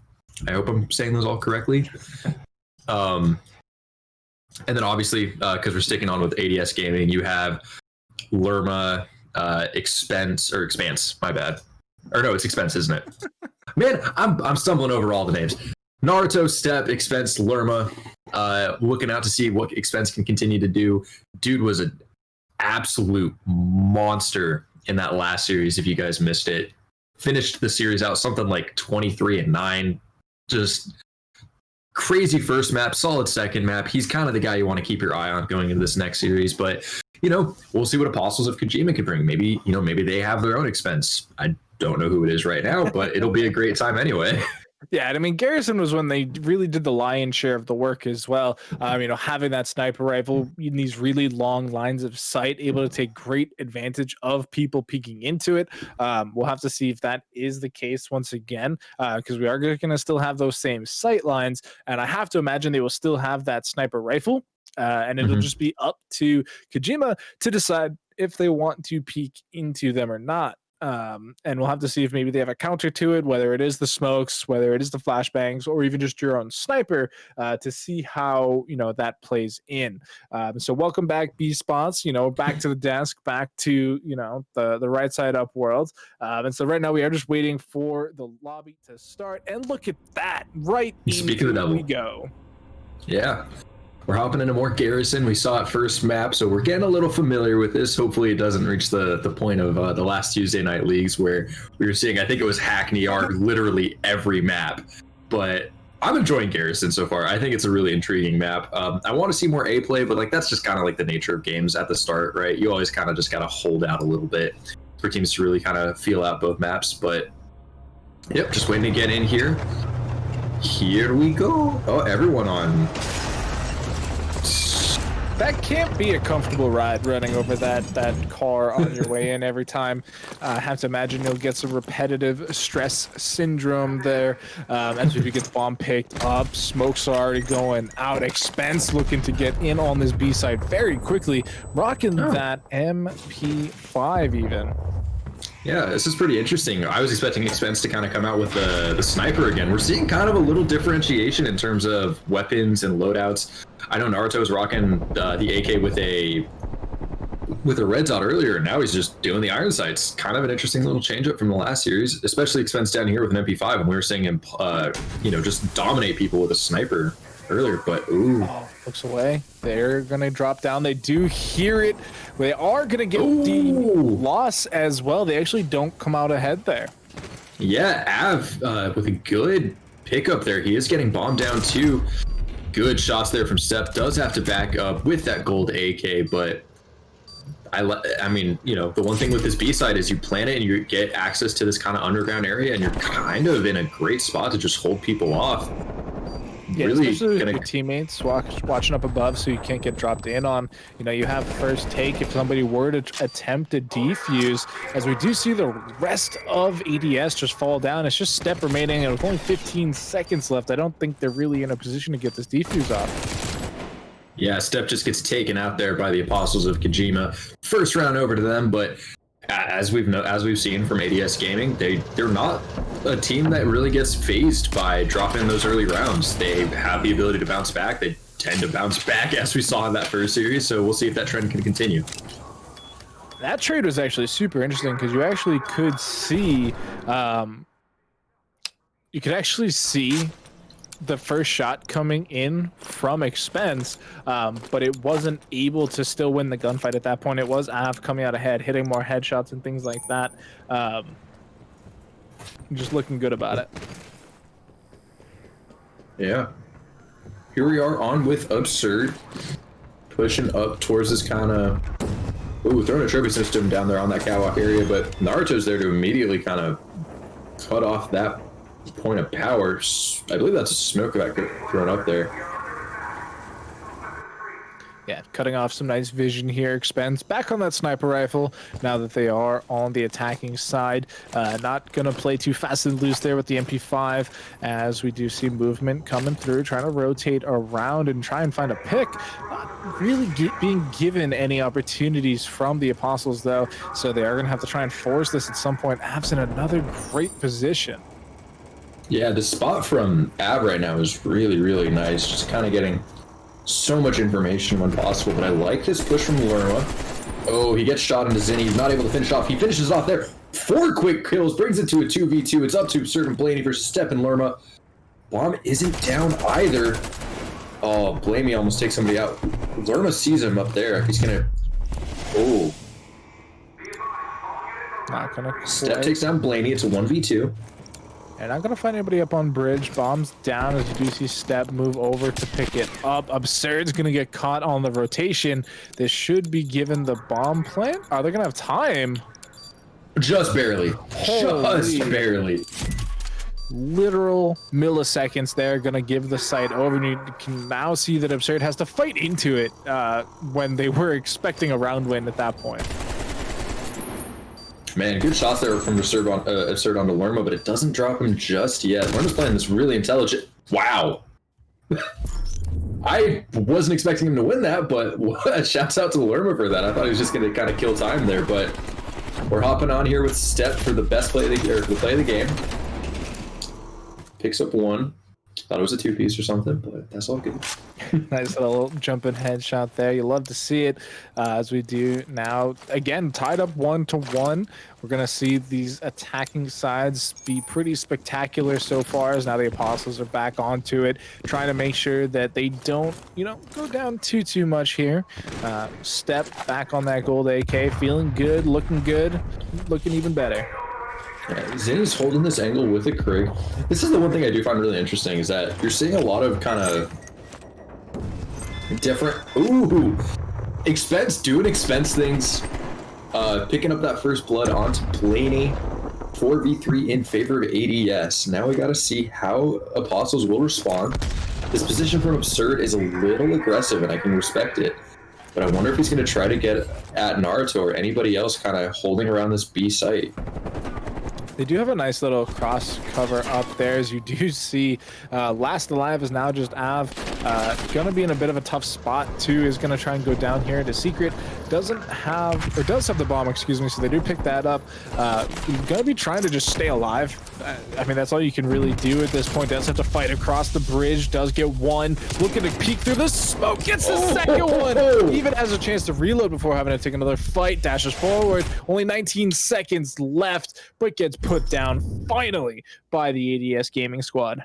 Yeah, you gotta give credit where credit was due, and we're gonna see it again here. He put in work with his MP5, sliding through that smoke, getting step with a hip fire, potentially having that shot at Expense too, if Expense wasn't, who he is with the sniper. But overall, just solid play from both sides here. I'm really impressed by Av, and I'm glad to see Expense pick up from where he did last series. Let's see what he can do now. Yeah, already on that 2-2 KD, looking to pick that back up. Last time we were on this map, they only died 3 times total. So, I mean, you've already used 2 of your 3, man. You gotta pick it back up. Lots of crossfires being set up here. AV on a nice little position here. Doesn't see anybody just yet, though. Naruto gets spotted out down in this bottom area, which is Ab takes out Lormo. First blood in favor of the Apostles. Gonna see what Expense can do here. He's making a lot of noise. You gotta wonder if the Apostles hear that at all, but we're moving through. Ab's still holding this really kind of cheeky angle. So is Blaney. Kind of cutting off the B site super effectively, and I don't... Ooh, they know they're there too because of the tac mask trigger. Yeah, but I mean, this is kind of similar to what we saw last time, not really willing to go to that A site. It is extremely difficult to try and get over there, but they still need to brute force their way onto this B site. They're taking the bomb down into secret. Now that they've taken out Blaney, they do have a little bit more room to work with, but as there's only 15 seconds left on the clock, they just lightning quick take out tip. Good attempt there by Expense to try to even up the round there, but he does end up tying the map back up at 2-2. Yeah, this 2-piece from Absurd really just kind of shifted the momentum of the round, which, shifted the momentum of the round. So. Yeah, it basically won the round. Up until that point, it was looking a little scary. There's only so much time left on the clock, and to pop out, pick off the 2, and then just force it onto Expense at that point, really, really clean from that point. Trophy system All out. right. As we do see the Apostles now on the attack, it is still 2-2, and these two teams, they're trading back, but then also trading in a way that isn't just the attacking side win always. Yeah, they're both. Neither team seem to be heavily favored in one, on offense or defense here. You're seeing a lot of just general trades happening rather than any specific reason for it. So I gotta see what Av's here. He's sitting at 6-2, best in the lobby right now, going through secret, trying to get inside on B. Absurd gets first blood.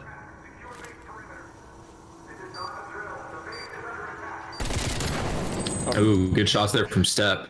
Turns out the trophy system doesn't stop bullets, unfortunately, as they do fall down after planting the bomb. It's a 3-on-3 situation, and we're gonna have to see ADS now force their way in here. Yeah, I like this move from Naruto though, kind of taking over from where Step was at, trying to give that extra cover. Ooh. Oh, Absurd runs right into Expense. Oh, Zinni just takes his face off. It's all up to Step here in a 1v3. He gets one, but I don't think he has time to get the bomb. Nope. Sniper bullet goes into him. They're just wasting time at this point. 2, Rounds over. 1. 3-2 to Apostles. Does end up picking up the kill after the bomb, but that's not the objective. They do go down there. And what was actually crazy there is Absurd, and I don't know if we're going to see this play here. Nope. But what happened there was Absurd was in that similar position, started taking shots down from Naruto, and was forced to rotate back into the room where another member of ADS was actually waiting and just simply didn't win the gunfight at that point. So Absurd was able to stay alive and then, you know, bait for the other member of the team to come over and take out Naruto, as then they just played the clock after that point. Really smart play there, and just absolutely fantastic gunplay coming out ahead. Yeah. Not a whole lot of trades just yet. Not a whole lot of action in the first 30 seconds or so of this round, but this spread from Apostles is really interesting. It's kind of like a little crescent shape, right? You see Absurd kind of holding that on one angle, Av and Blaney holding another, with Zinni kind of holding off that kind of central area. Not a whole, like, there's not a whole lot of action going on just yet. There's not even a bomb plant or even a threatening of a bomb plant. Just as I say that, it looks like Steph's gonna push through and try to get it. This angle from Naruto is super interesting here. 2 trades immediately for Apostles. Naruto hasn't able to trade just yet. I think he gets hit by a sniper there. He's got to be super careful because Ab saw him too. That round went from nothing happening to everything happening in about 2 seconds. Yeah, and Naruto tried to get a nice little trade-off once 2 members of his team go down, but it wasn't enough. Does get chunked out quite deeply, as you can see here, and then we do see Av able to push aggressively and finish off the kill, which finishes off the round. And the team as a whole from Kojima are looking super solid. They're playing as a squad, making sure that they are in trade positions, whereas EDS Gaming right now, they're setting up in a position where you have to win the gunfight, right? Like, they're in good positions if they win the fight, and if they lose the fight, unfortunately, there's nobody really in a position to trade it out. Exactly.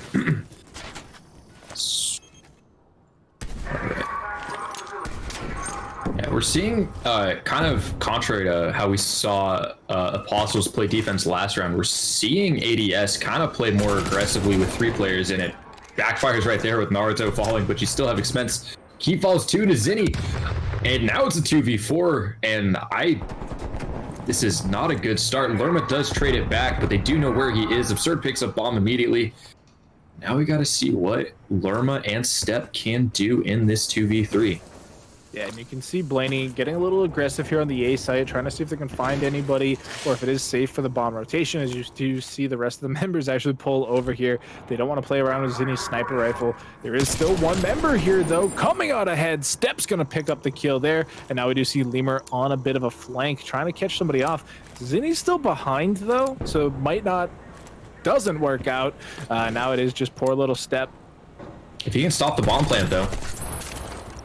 He did stop the bomb plant. That's huge. I mean, he still has time to get it down, but I think Zinni's just going to try to push for the kill, which is the smart move, but...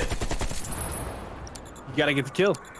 Get yeah. the bottom of the stairs. Step just has to run. I think he's got it. He's got to be super careful here because Zinni can't see him.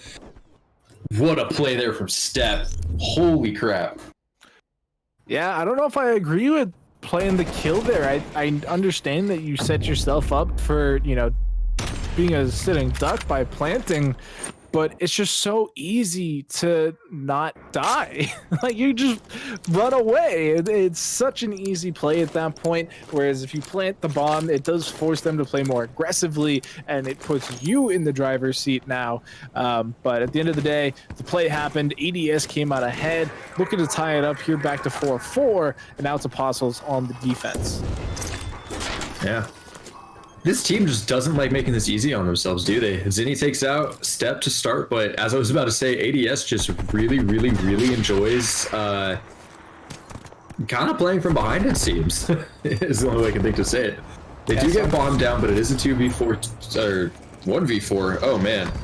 Everything's falling apart. They're taking a trip to Spain minus the S, as it is up to Naruto and his trusty MP5 trying to stay alive, but it's just, if there's too many angles to get shot from, and that is going to be a 5th round being picked up for the Apostles of Kojima. Yeah. We got to give a shout out to, I believe that was either Absurd or Av sitting at 10-4. We switched away from the scoreboard before I could just see it, but Honestly, like the Apostles are playing really, really well. I really like a lot of what I'm seeing out of them. They're playing really aggressively. They're playing really intelligently. They're not putting them in positions where, you know, you have to win out. Like with Gunskill, like you were mentioning earlier, they're playing just fundamentally intelligently. It feels like they're outside of the kind of small gaff with the playing the bomb versus planning it kind of situation, or playing the kill versus planning situation. I still think they've played this really, really well so far. Yep, and so now they find themselves on map point. They are on the attacking side. Naruto's already gotten himself into secret as Expense picking up first blood on Navi. Yeah, Expense is starting to feel himself again from that first series with that good shot onto Zinni. Got to see what else he can do here, because when he's playing well, it's hard to say that you know, ADS, or when Expense is playing well, it's hard to say ADS won't. The round isn't in their favor. So, ooh, good eyes there from Blaney onto what I think was a trophy system, maybe.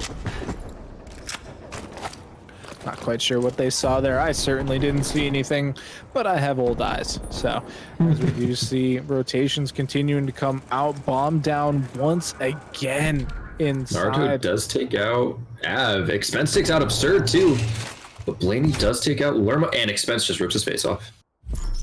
Expense keeping them in the game, making sure that they don't lose map 1. And I mean, look at this. This is going to be another opening round here. Picks him right in the back. Expense just doing all the hard work. Going to be able to pick up the second kill here. I know so, because it's still looking at him. And yeah, just shot after shot, making sure the team doesn't lose hope.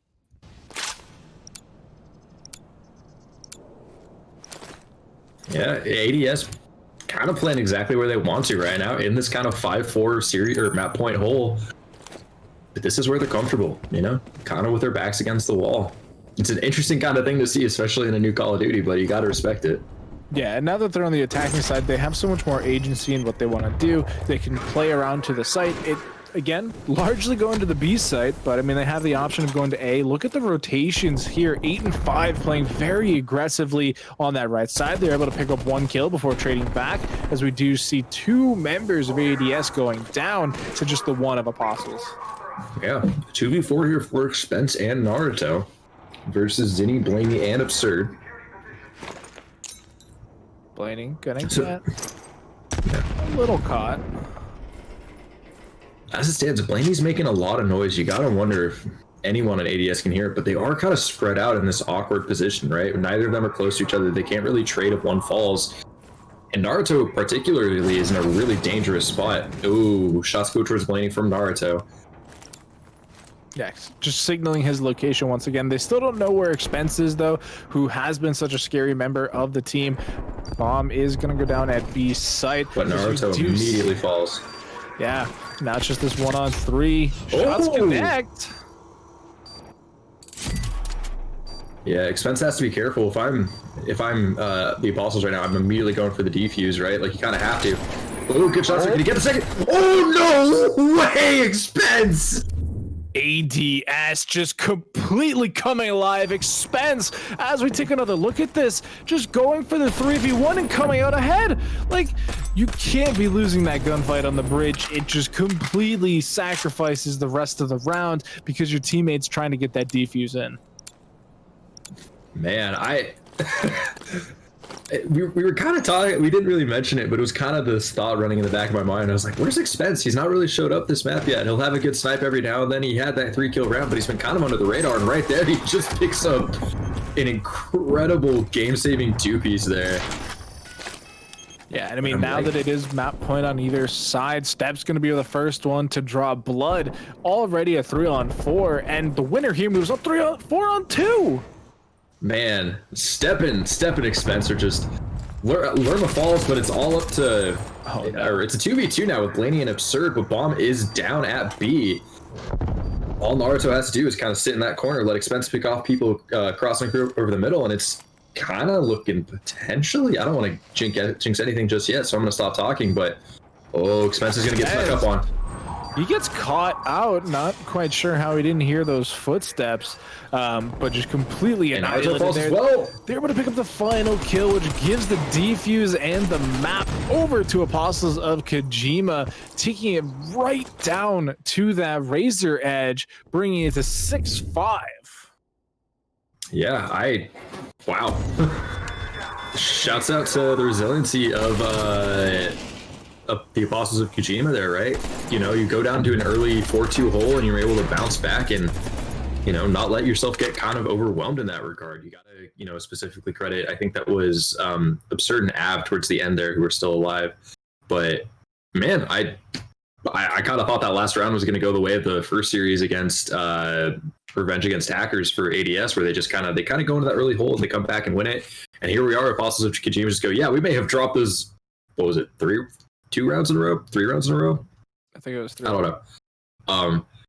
And instead they were just like, nope, we got to hold on to this lead because we don't want to go down into a 1-0 hole. So yeah, and what's even crazier about that is they come into that very last round having just lost that 1v3 to Expense too. So, you know, the mental not necessarily in the best place right there because you lost the 1v3. Like that is no good to be heading into the final round of a map, but they held it together, kept it playing as a team. Even after losing 2 members in the very beginning of that round and making it a 4-on-2, they stuck to their guns. They brought it back to the 2v2 and then just won out those last couple trades and was able to get the defuse. So just really good stuff there at the end of that map 1. Heading into map number 2, it is Miami, so it is going to be our first time on this map here tonight, and we're going to have to see how the teams play out because ADS, they didn't get that come from behind victory, so they're now in the hole, and we're going to have to see if they can bring it back to a reverse sweep of a map, series, not just of a map.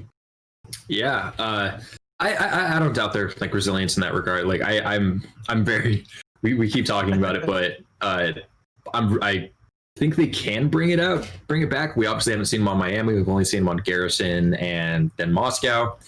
But I think overall, this next map is shaping up to be something really special, right? Like that's our second round 11 of the night, second for ADS, and so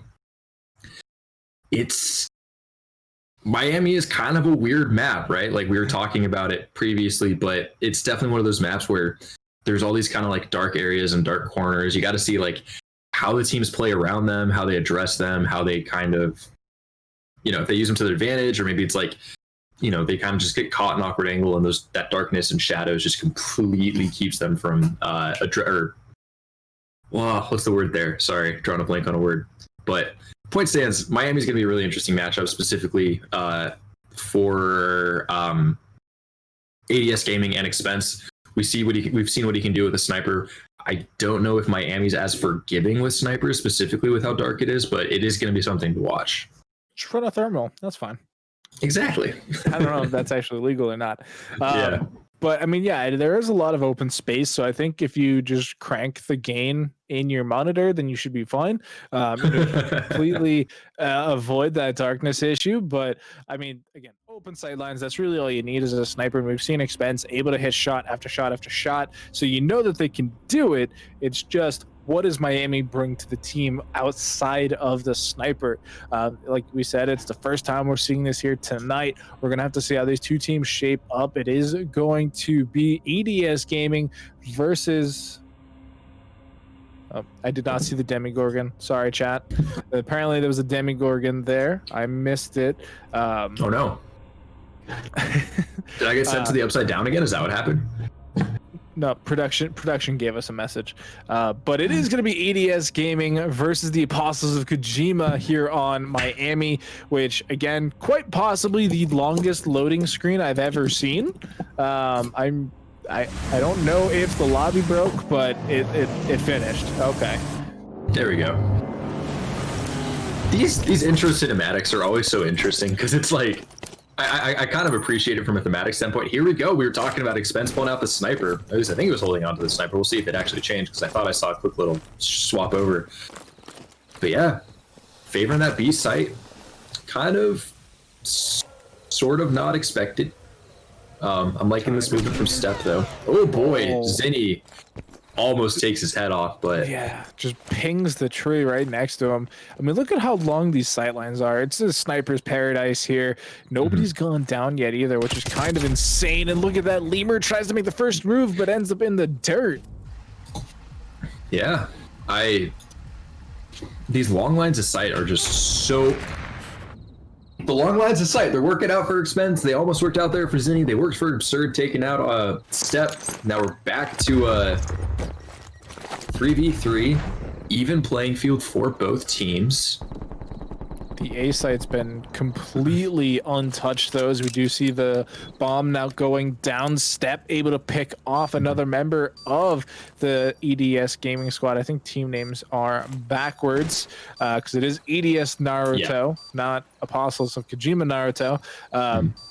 But looking good so far for EDS. They're in that in the 2v3 situation. Man, those sniper cracks are just threatening, even if you don't get hit by them. Did hear the I think glass break as well. Yeah, I think at this point, ADS knows where the Apostles are. They just need to finish him off. We see AV be the last one alive. He gets Naruto, but Step and Expense, they have time on their side. They don't really have to do much, but they do end up taking him out anyway. Coming out one round ahead. As we do see a nice little play here, just diving off the top rope, coming through. And, oh, the snipe with a pistol! Oh, wait, is it a pistol? All right, that could have been nutty. A long shot like that with a pistol would be pretty insane. But yeah, first round to ADS Gaming. Good response after dropping that first map. Yeah, it could be the Miami just coming out ahead and making sure that it is, the new map. However, it is the attacking side going down first in the first round. We'll have to see if that trend continues here on Miami. This feels like such a more spread out map too. Not only do you have these super long lines of sight, but there's just so much space to try and run around through. Ooh, good bullets there from Naruto, but he falls either way. Not the start you want here, but gotta see how ADS can respond to being down in this man disadvantage. Yeah, I mean, the bomb is still available for the Apostles of Kojima. I do know that the names are swapped once again, folks. I think I said that already. But for those of you just now tuning in, that is going to be bomb planted by Apostles of Kojima. And they do have so many members. They're able to get the pick off on the two immediately. But there is a little nice play coming in from Lemur. Gonna go for more. Can they get the defuse as well is the question, though. Yeah, it is a 1v2 with the bomb kind of planted in an awkward position, so trying to go for a ninja probably isn't the brightest idea. He may have been able to get it, actually. He stuck it there. I don't want to be talking... Oh. I think he honestly could have gone for the ninja. Yeah. But wanted to make sure that he was actually safe, and we're going to get a look at this play again because he just gets the creep up on there, hits the shots there, wins the secondary trade as well, and is able to stay safe at the end of the day. Yeah. Solid round there from the Apostles. Good bounce back from losing that first round. I gotta say, the one thing I really enjoyed about this ADS team is that they make for some really entertaining matches, right? There's no blowouts. There's no crazy one-sided victories. All their matches have come down to the wire, and it's been a blast to watch. Yeah, I mean, all the teams tonight are showing up, just making sure that they're not getting blown out. Yeah, first round was a 2-0, but it was a competitive 2-0. It wasn't exactly, one team just getting completely, routed. And we're seeing the same thing here. Map 1 going the full distance. Map 2 looking like it's probably going to do the same thing as it is already 1-1. And so now Blaney trying to get rushed off it. But, man, this A site's just under siege. Oh, good play there from Blaney to drop Expense. Kind of a rough guy to lose there, especially because he is your, kind of main sniper. You got to wonder if Step's trying to put bomb down there. Yeah, you definitely don't want to lose your top fragger there to the bomb plant as another member in Lemur going down as well. Step getting caught. Oh, no. Caught in a crossfire there. Oh. not able to win that last gunfight there. Defuse coming in. First one of the map, and that is going to be the Apostle or ADS picking up another round. Good stuff there from them. Yeah. This Apostles team, when they win, it feels like it's on the back of really solid team play. Like, almost every kill that round, outside of maybe like the first one, it felt like it was a situation where they had somebody watching the angle where the opponent was going to escape to, right? And that's specifically about that kind of, ooh, Lerma switching over to the FFAR. This will be exciting. Yeah, first time we're seeing that so far. We are going to have to see if that can actually get some production done for the team, though, because it does mean they do need to still battle Expense's sniper here, which is a bit of a tough time because the dude's just nutty with it, just hitting shots time and time again. But, oh, he misses. Expense, buddy. Did I really just cast a curse you? Come on now. I guess so. Hadn't been a whole lot of caster cursing tonight, and then that one was just unfortunate. But Lerma does take. Oh, okay. Lemur. I actually don't know how to say that properly, but he switched to the AK. He was using the FFAR for a bit, switched back to the AK, which I think is a good choice. Bomb is down by A, which puts things in a really awkward position if you're the Apostles, especially because you do have Expense still just using that sniper. Playing maybe a little too worried right now. I'm trying to hold that back angle, but get popped anyway. Survives for now, trying to use the smoke to stay safe. Bomb is now in Absurd's hands as they smoke off on the site as well. The bomb is going to get planted finally at the last second. 40 seconds now for the defuse. Lemur trying to stay alive. Does fall to the ground. Stomp, drop, and roll is the play. And they're even going to come out ahead.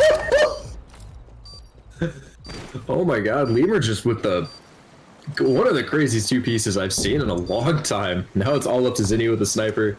I don't know if... Oh! Gets Lerma, though. Gets a good angle on that, but... Oh! He dinked him! Oh. He shot it to the table! He can't get it! Oh my god! Are you kidding me? What was that? The table saved him! Oh, this is perfect, too. We get to see the Lemur double kill, gets one, just trying to stay alive, just drops out and gets the second one as well. Absolute nut play there. Man, if I'm Expense right now, I'm trying to find out the manufacturer of that table because, like, you gotta thank him for some product durability there. Yeah, I mean, it can survive the sniper shot. You only get hit with a little bit of, you know, not fragile. What's the word I'm looking for? Like, oh my god, right?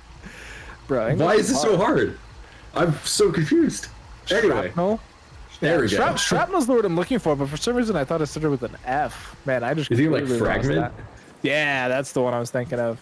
Okay. But you can hear the sniper shots cracking by poor Blaney's head, trying to play safe here as we do see the bomb being pushed slowly towards the A site.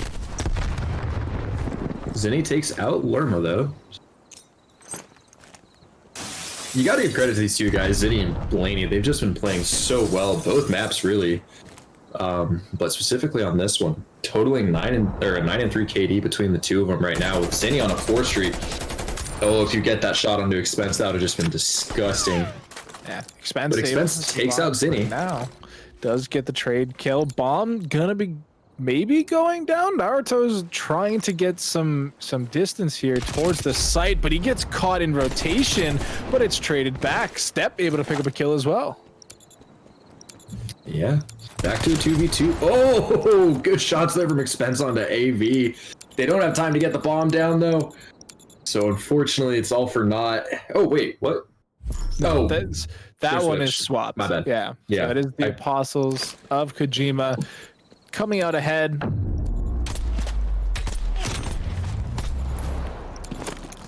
Man, that was good stuff. Able to catch him. Expense showing up once again. Apostles of Kojima, though, they're coming out pretty strong here. They are ahead in round score. They're now on the attacking side once again, making moves towards the B site, which we really haven't seen too much of. We've seen a lot of play over there on the beach. The player trying to get Sandy with it. We do see AV not even going to get the kill. His buddy got it. Interesting smoke play there. Oh. Not your flank, my guy. It is going to get traded back, but hey, now sometimes you just got to look behind you. Shots coming through the site. They're still able to get the bomb down, though. Not going to go down just yet. It's a 2-on-3 in favor of the Apostles of Kojima, and they want this round win. They want to go to 4. They want to hit 6 at the end of the day, and they're in a decent position to do so. Less than 30 on the bomb. Yeah. You gotta give credit to AV for that bomb plant, getting it down despite the gunfire. Oh, Zinni just rips his face off. But now it's down to 1v. Oh, Expense wins the sniper battle. And plenty of time to defuse as well. Gonna tie it back up. Man. ADS is just providing entertainment game in and game out. It's so nice. Like, I think every round feels like it comes down to the bitter end. Oh, you have. Man. Oh, I want to see this. I want to see this. He gets 3 in a row. Oh no. Expense the God coming in, picking up 3 lightning quick kills, and gets the defuse single-handedly, saving that round for ADS. And just look at that. There's just so much coming through from Expense. 6 and 2, 127 damage per round. Like, yeah, they're rocking the sniper, but everything is coming together. Yeah, I mean, you do have Naruto sitting there at 0-6. It just hasn't mattered yet this game. They're still pulling out wins. They're still playing playing Apostles close. They have to be careful about this situation, though. It's kind of awkward. Yeah, Smoke and the trophy go down. They jump in. Naruto finally going to get a kill for themselves. Does open up the B site a little bit as the second member of the Apostles falls down as well. Zinni trying to bring it back. 3v2. Bomb gets down 2, which is going to be huge in terms of retaking this. Oh! Zinni just barely sees him, and Expense just rips him off. Does get taken out by Blaney, now in a 1v2. Doesn't know exactly how they want to approach this site because they don't know where the members of ADS are. Going for the long rotate, but will they be expecting both members to be in the carport? Oh, I think he had an idea about what head glitch to check. He just didn't. Oh, good stun usage there, but I think at this point they just got to let time run out because yeah, there we go. Kill anyway, but they didn't need to. There's only 6 seconds left on the clock. They're able to come ahead. That is now ADS at a 4-3 round lead. Disregard what the game says. Yeah, solid play there from ADS. Yeah, they're starting to make plays happen at that B site. It was so criminally disregarded earlier on in the map, with everybody heading to the beach on A.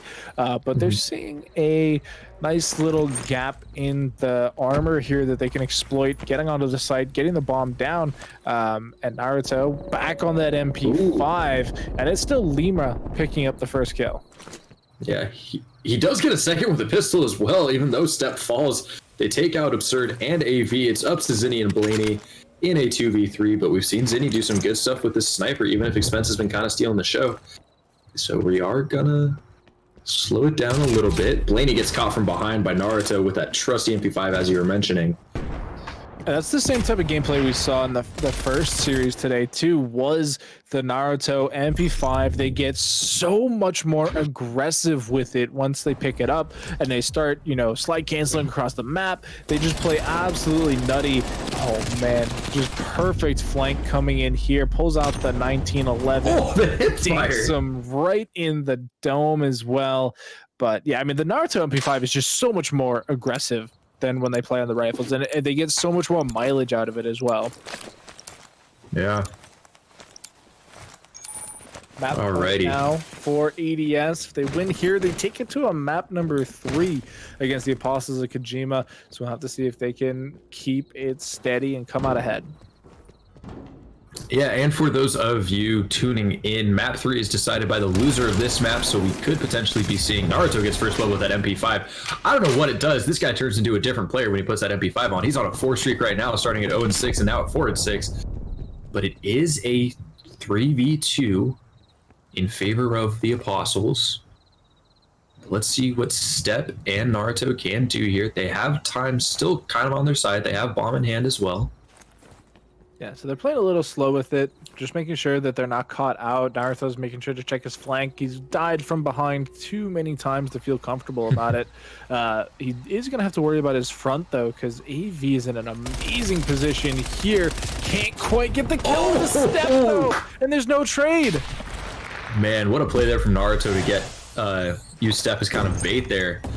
They got to worry about Zinni, though. That sniper just makes me so uncomfortable from this range. Step He's gonna pull it out. See, which he does. Step gets him out. They gotta get bomb down. They have to get bomb down. Oh, he killed the bomb. Blaney. He needs to run away. Oh!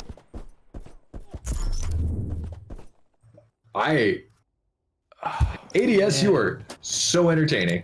Sag, Step, just getting the flank on there. Does lose the member Naruto, but somehow wins this gunfight here. Just goes low, shoots him in the body, comes out ahead, and that is going to be ADS winning map number 2, taking us to a map 3 here. So we will find out in just a second where we're going to be going here. They do wait. There's a little Demogorgon. Oh man, that's nice. See, we both got little friends. Wait, I gotta see if I can point to it. This is really weird because I'm like trying to look at like the. There we go.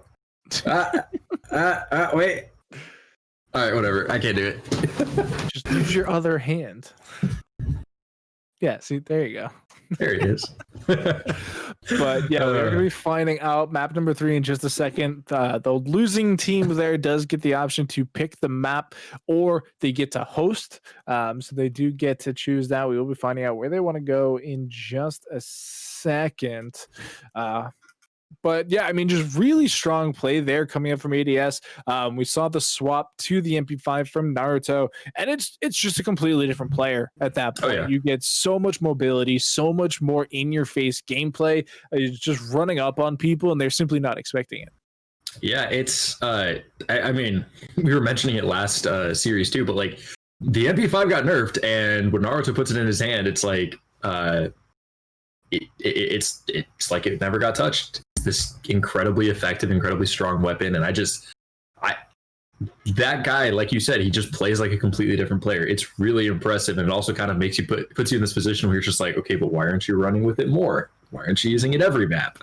Yeah, which I mean, that's a tough thing to make the call for, because like you can look at things and be like, well, these are objectively better, but I like this, and it's you know.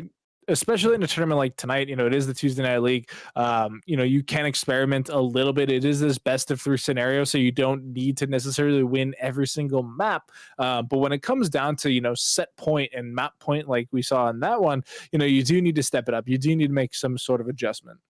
Mm-hmm. And I mean, it was working for them, right? Like Naruto, I think, was 0-6. I think I even mentioned it during the map, but he was 0-6, and he finishes 5-7. I want to say 5-7. Yeah, which is just insane. Yeah, like even though you technically finish like negative, right? Like turning an O in whatever performance into something positive is always like something you got to bring up, because it's one of those things that kind of like defines the narrative of a map where you're just kind of playing through. We do have our final map. It is going to be Crossroads. That's going to be exciting. We got a new map for the night. Yeah. And I mean, it's funny you mentioned that these O and X, you know, scenarios coming out from the ADS squad, because it's not just, you know, Naruto's performance last map where it's happened. You know, we saw it in series 1, 2, and all of a sudden the player just turns it on, you know, changes that 0 into like a 3 or a 4 across 2 rounds, and can really be impactful when it comes to an overall map win. So now this is map number 3. Winner here will move on to the tournament, whereas loser goes home, sadly. But hopefully they're already at home, so they don't have to go too far. Exactly. Looking at the bracket as well, just to give you guys a little update on that. The winner of this is going to be playing against Royal Blue, who beat Dude Guy Gaming in their previous round. So gonna be in for an interesting one here. We do kind of have this B hanger side. Whoa! People just Step picks up two right off the bat. Yeah, I'm really just not quite sure what happened there. The smoke just seeming to disorient everybody. Stepping Naruto now with an amazing crossfire here over the bomb. They are going to have to try and see if they can find some action here. Is Zinni now the last remaining member of Apostles of Kojima, as the names are unfortunately swapped again. And just like that, Zinni falls. A quick first round here to ADS. Oh, this is the two piece. Oh, it was just I think it was just puncture from Step there to get those two kills. I think that really just completely threw Apostles off guard there. They didn't know how to respond properly. But now we get to see ADS on attack. We get to see how Apostles can hold on defense. Yeah, I mean, just starting a round off like that is incredibly strong, and it's not something you can, realistically plan on, as we do see Naruto going down, or sorry, Lemur going down first in the round here, trying to get some backup going, but there's no trade potential just yet. Every other member of ADS is playing super far back, waiting for the over-aggression. Yeah, and I like this kind of play in theory more than I do in practice. Right, if you kind of keep a team waiting on their heels, you can kind of catch them out, especially on offense. But the thing is, you kind of put yourself in a rough position where sometimes you end up having 20 seconds left to move, right? You see Blaney take out Expense as well, so now it's a 4v2, and this kind of passive play is not working because Blaney takes out Step as well, and now it's all up to Naruto in a 1v3 or 1v4. He does have bomb though, so he does have that going for him. That is like the one shining light, but when it comes to this, and just falls. It didn't work out. But when it comes to these slow plays, it either relies on two very important things: either the opponent to make a mistake of over aggression and not checking the right angle, or just straight up winning gunfights, which neither of them is something you can truly guarantee. And what we saw here from Kojima was that they played super safe. They didn't over aggress. There was the one play from Blaney pushing forward over the bridge, but outside of that, they just kind of hung out. They were like, all right, you guys have to plant eventually. We're fine just watching the site. And, when you do peek these corners, we're going to win the trade. And that's exactly what they did. They win the round. It is tied back up 1-1. And we're back to sniper play from Zinni. Yeah, I like this. I've been liking this matchup between Zinni and Expense. We do see Lemur pick up first blood, back up to the safety of his teammate here. You do have that trophy system down as well, block any kind of stuns going their way. Zinni picks off Naruto though, so it's back to a 3v3. You gotta wonder how Expense wants to play this, because bomb is going down at A, bomb goes down at A, and now Expense takes off AV. That's huge. It is instantly traded back, as we do see it. Still a 2-on-2. Zinni trying to make sure that all the angles are covered. Yeah, and Blaney's just playing out of his mind right now. The guy is 4-1 now, 4-2, just falls. It's all up to Zinni. But he's got a great position though if he's careful. If he just looks for the bomb, Up at the smoke. The smoke is there, but I think he can do it. He has to get into the smoke, and he gets shot in the back trying to do so. Didn't have any grenades left. That is going to be EDS picking up the defuse, and he was in a good position, and we can see here him actually getting the shot onto Naruto. Just look at that, barely anything peeking over the wall there, still manages to hit the shot. And like I said, was in a pretty good position post plant, but the smoke just completely denying the vision there. He had to make a play, and just the second player from ADS able to counter it. Yeah, we have a 2-1 lead for ADS. We'll see if Apostles picks up a trade. Naruto back with the MP5. He's turning into... I'm trying to think of a good Naruto reference, but I'll be honest, I haven't watched that show in like 10 years. But we have an early 2-1 man advantage here for ADS. It looks like they're going straight for a bomb plant, which is exactly what we want to see with this kind of man advantage, especially on A, where, you know, Zinni, their sniper is down. It's all up to Blaney and AV. So things are massively in their favor, and I think they played that correctly. Yeah, I mean, now that his last member alive, there's only one member. They're gonna find him, but if he can't take down Naruto, it's just giving away his position at this point. And he does win the trade here, but he's so very low. Any single thing will do it. Needs to wait for some HP back, but that bomb is continuing to tick away. Wait, I need to see that kill. I mean, I don't think we'll see the kill cam since we'll see the best play, but I kind of wanted to see how that happened because it really just looked like Naruto may have won that trade with an MP5, but maybe Expense got him there. I think it was Naruto winning with the MP5, believe it or not, which is it looks like it was Expense, just looking at the streaks and everything. But here we are into round 5, 3-1 lead for ADS. Yeah, they're really feeling it this map, and it's interesting that, you know, they didn't choose this map. It was the Apostles of Kojima who decided they wanted to come here. You know, they need to step it up. They're now getting the first blood as well on the attack, feeling pretty good about it. We'll have to see if they can continue that pressure, even though they're not making that hard, fast rotation that we saw from ADS. Yeah. They do. I really want to see how Apostles. Look at Absurd. He's so far deep there. Yeah, he's. Oh, he could get behind. Oh, I was hoping he'd go the other way. Oh, Expense just murders Ab there, just without any regard. But it is still in favor of the Apostles. They do have this 3-on-2 man advantage. You still have Step and Naruto. Naruto takes out one. Step does fall. It's all up to Naruto now in a 1v2. He's got 25 seconds left. He immediately takes out Zinni. That's huge. But he does end up falling due to the extra little damage that Zinni was able to get onto him there. Yeah, trade kill coming in nicely here. This is going to be Naruto once again on that flank play, just coming up huge. Doesn't go for the reload just yet, just waits for the HP to come back.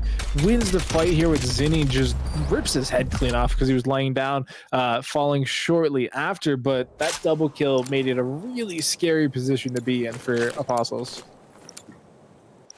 Yeah. Solid bounce back after losing 2 rounds in a row. Or, yeah, 2 rounds in a row.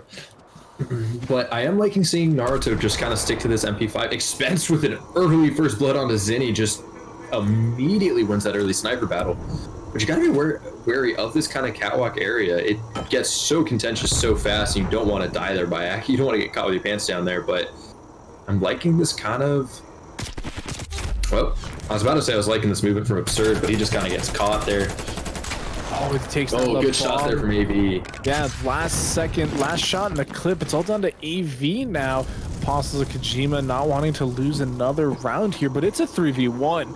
AV does have 1 grenade, no smoke, and a trophy, but that catwalk is just so deadly.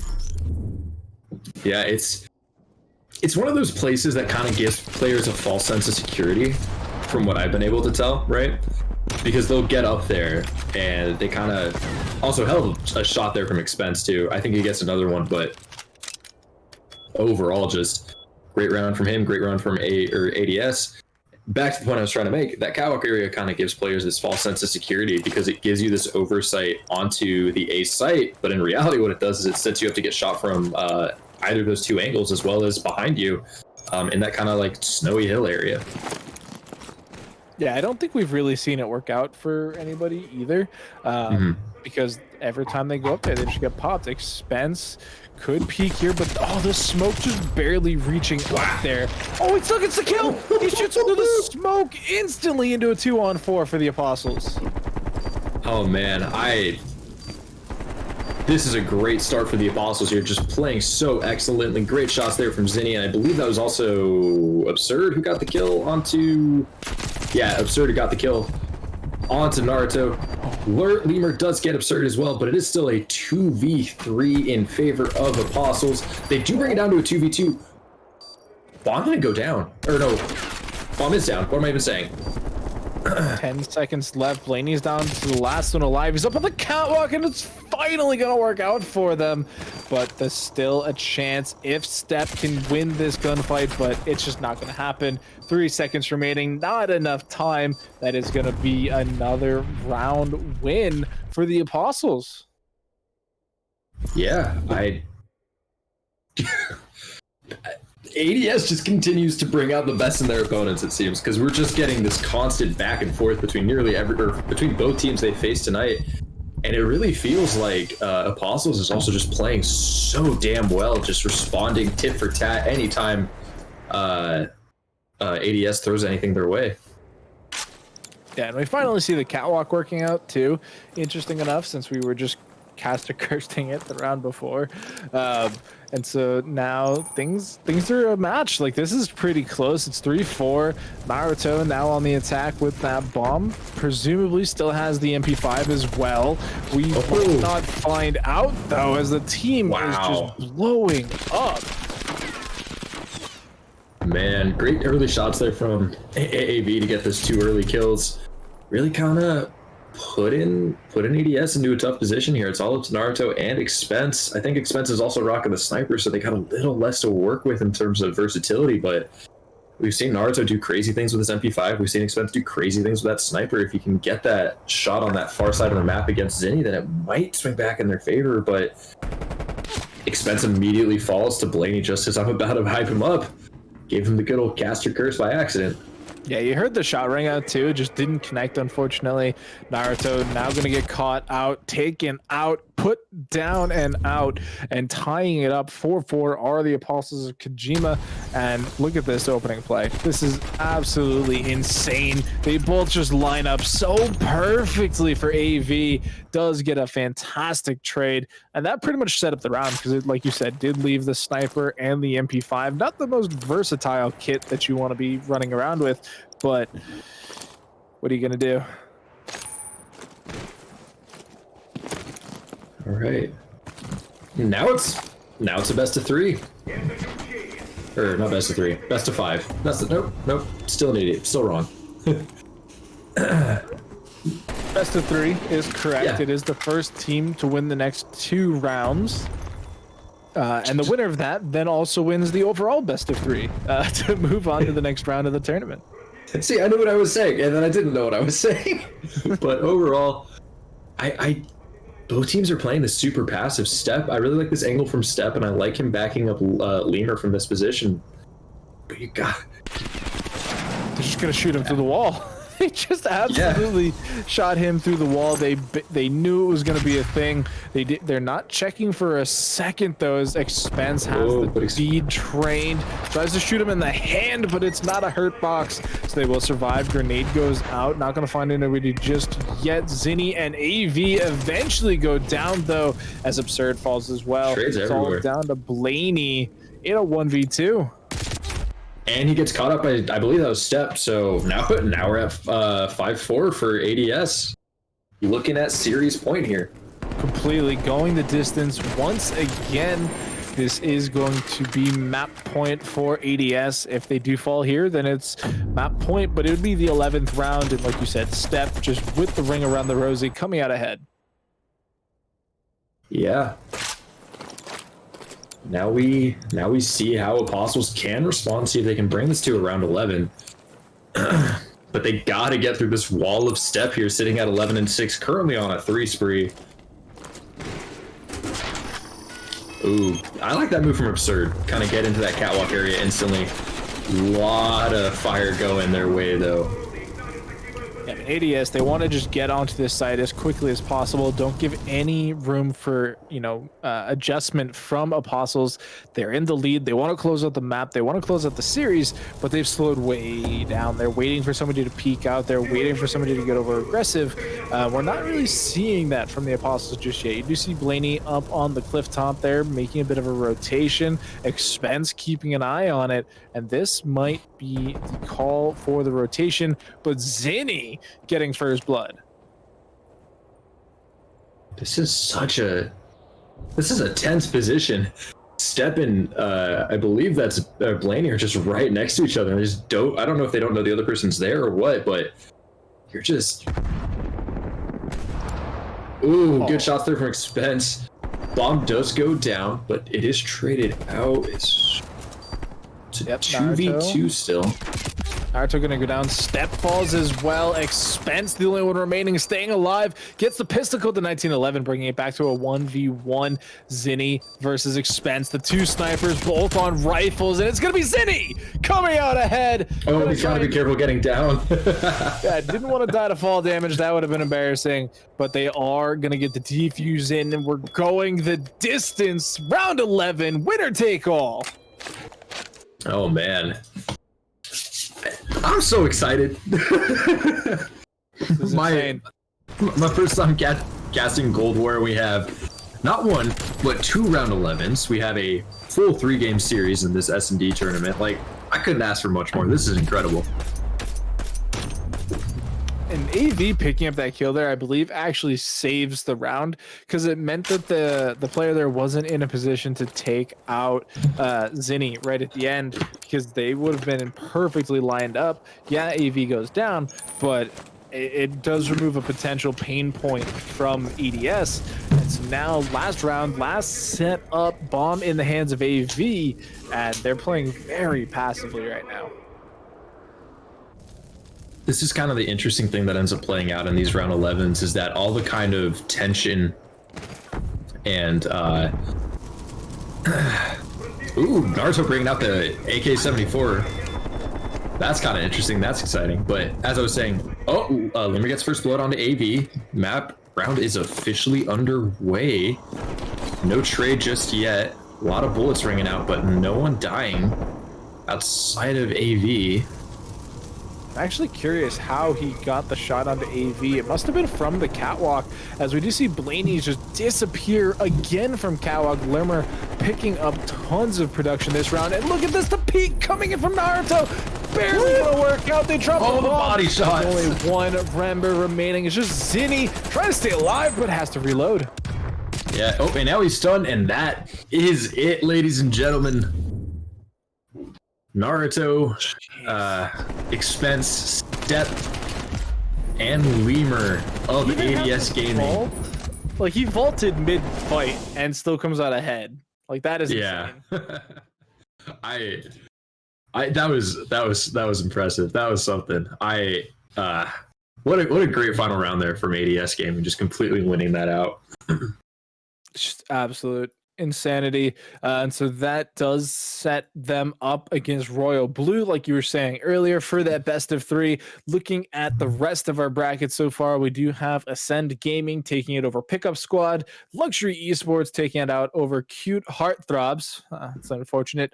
We are waiting on the result from Comeback Season versus Dark Clan, so I have to imagine that one also went all the distance. But yeah, EDS just coming back, reverse sweeping the series, not just the maps this time, coming out ahead there and moving on once again. Yeah, they've continued to show their resilience throughout the night. You know, they've won both the round 11s, which kind of bodes well for the rest of the tournament. If you can win those kind of really tense situations, it's always a good sign. I'm happy we've kind of stuck on with them. They provided a lot of really fun games to cast. They're going to end up playing this Royal Blue team, as you mentioned, who also won 2-1 against their opponents. The winner, or I'm going to refresh the bracket really quick just to make sure I have everything set. As it stands, it looks like the winner of this ADS Gaming Royal Blue Series is going to face off against Ascend Gaming. And then on the other side of the bracket, we're seeing this team, Luxury Esports, just, you know, beat everyone they've played. They went 2-0 against Trash Cans. They beat Cute Heartthrobs. I think you already mentioned this, 2-0 as well. So it's shaping up to have a really exciting finish, depending on how these next few series play out. Yep. And so before we kick it to a break, folks, I do want to remind you, if you missed out your shot today, if you're feeling the itch to play some Cold War, be sure to go ahead and click the Battlefied down below. We do have next Tuesday's Cold War Tuesday up already, so you can sign yourself up for that. It is free entry, $50 prize pool, so you can go ahead and do that. And if you're looking for a little bit more action, we do have our 2K tournament. That's right, $2,000 tournament this coming Saturday and Sunday. It is being partnered up with the Players Zone of Rochester, New York. So if you do want to get involved with that, just hit us up on Twitter. We'll get you in the bracket there. Be sure to sign up for that as well. And for now, we are going to be taking a short break, so stay tuned. We have plenty of more Cold War action for you tonight. The defuse coming out immediately after being planted. That was huge. I don't know if IsaCrazy saw. Make the attempt to push around here. They do throw a nade up there to try to stun him. And they're pushing in now. Are they going to be able to get it? They don't. Unfortunately, they miss every shot from the looks of it. Does spot out IsaCrazy. He gets a few shots on him, but does not manage to to get the kill. Has to run away before they do die. Rain loading taken out by Rock here. IsaCrazy still looking for Kivo, who is wounded, waiting for themselves to heal up. They're probably at full now and are going to peek out here. Ooh, is IsaCrazy going to see it? He does. You get the information, say, hey, they're over on A, trying to get the wall bang through the door, but he's not going to be able to find it. Just kind of messing with him right now as IsaCrazy flanks up and takes out Kivo. That's going on anymore. I think he's looking for the kill before he goes for the plant. Yeah, he's definitely got to try it now. And is going to have frag land on him. Ooh, that's unfortunate. Played it a little bit too slow, played it a little bit too cautious, and unfortunately the winners just took that advantage and was like, yeah, we move way too fast for that stuff. He is watching the high angle, waiting for them to come over this roof. They do throw that concussion, flashbang. Crazy here. Crazy Here he sees him comes. first, but not able to get Okay. killed. Yours truly, very nice. But shot in the back by his teammate Rock. Able to come take that trade for him. Well done. Crazy was very, very close in killing yours truly. Brought him to very low HP, so Rock was just able to trade him out just like that. Beautiful team play. First round going over to the winner's side. Went out. He is sneaking around, trying to find that first kill. Looking all around. I'm not sure if he sees him just yet, but he spots him out. Okay. 180s. Top out, he definitely saw him as he jumped down. Trying to find some cover. Lay low, running back and forth, bring around the road, around the barrel. Wow! My. Look at him dancing around, avoiding the shots of Darkseed. That is just impressive. Look at him just dancing around this barrel, and boom, pops out for the final kill confirmed. Nothing just yet. Yours truly. All right, bomb's gonna go down now. Crazy immediately pushing up for the cover. Ooh, you didn't spot him out just yet, and information from Rock too, though. Sprays down. What a nade there! The shot to connect to light him up. Looking for the next kill on Rocky City, and he's gonna abuse that spot. Look at that. Yours truly knows exactly what he's doing for the double kill. Yeah, they gotta watch the flank. They gotta know Crazy and Rock. They love these flanks. They're already trying to set up a pinch. They gotta watch both sides. One going to top out, one's trying to come up the scaffolding, I'm assuming. Rock able to get one up. Yours truly praying and praying, not able to do anything there. That's a double kill. Shit on him. Spots one out. Gets the kill onto IsaCrazy, but Rock is coming from behind. He's got to be careful. He has no idea where he is. 15 seconds remaining on the bomb. He's got to get on that soon, and the door is going to be sliding open. Rocky Suda looking for the kill on him. The smoke is out. Checks the bomb. Doesn't see him. Oh my god, but he doesn't have enough time. Oh man, that is Rocky so Suda. Unfortunate. Honestly, that is tough. IsaCrazy immediately bursting through this door here to try to take this A site. They're already looking to push through the site here now. IsaCrazy too, immediately getting gunned down. They pushed up way faster than he could have predicted. Through, but that's not what happened now. R2 is on the site already, throwing some grenades at the window, trying to make as much noise as possible here on A and stay alive while he plants. Rox is actually able to take out R2 as he goes for the rotate. They know that the bomb's planted on B, and it looks like they might actually push this A site. Ooh, never mind. They decide to try to push up and flank behind him. IsaCrazy and Rock getting that, crossfire down. IsaCrazy coming in for the flank. Rock trying to push him out. They're going to try and take him down together. He does spot him out and calls for his teammate, who does get the kill with a quick pop around the corner, from underneath him. Very safe right now. Danny coming in with the flank right now. Will they be able to see it in time, or is he going to take out one of them and leave them in a 1v2 situation? Danny does, in fact, take out Rock. IsaCrazy trading him out with R2 here. Is going to be, taken down by Danny. So if you can get advantage of that, this is a cheeky little position. Yeah, we've seen a few people take advantage of that spot before, but it is going to be Rock get taken down. Danny fragging one. Ooh, trying to get a wall bang. Ooh, From the back. Yeah, good movement there from Rocks. It is a 1v2 now. Danny trying to run away, doesn't get around the corner fast enough. Rocks just chasing him down for the double in that round. He just has to survive long enough for this plan to work. Does manage to take out Danny. Is he going to be able to get R2 as well? He does manage to keep this game alive, bringing it to round 11 for the kill on Ice Crazy, who's out on the crates there. It does get flanked by Danny. That leaves Rock in a bad situation here. 1v2 in the last round of the game with the bomb planted. He's trying his best to take out Danny before he gets flanked. He does manage to get it. Is able to push out. R2 is on the defuse already. Oh my God, he got it. He took him out. Coalition decides to switch up a little bit and go for this A. However, Rock notices this, decides to go up onto these trains. He might be able to catch him during the plant. He does. Plant goes down. See if Rock decides to push up. He does. Yeah, but this is still a dangerous position. These players, as he pops through Rock, what a kill on the rest to deny that 1v2. Just watch. What a beautiful flank from Rock. Pulling up in the rest goes down 3-0 in this map 2. They have control of this game thus far. They have momentum.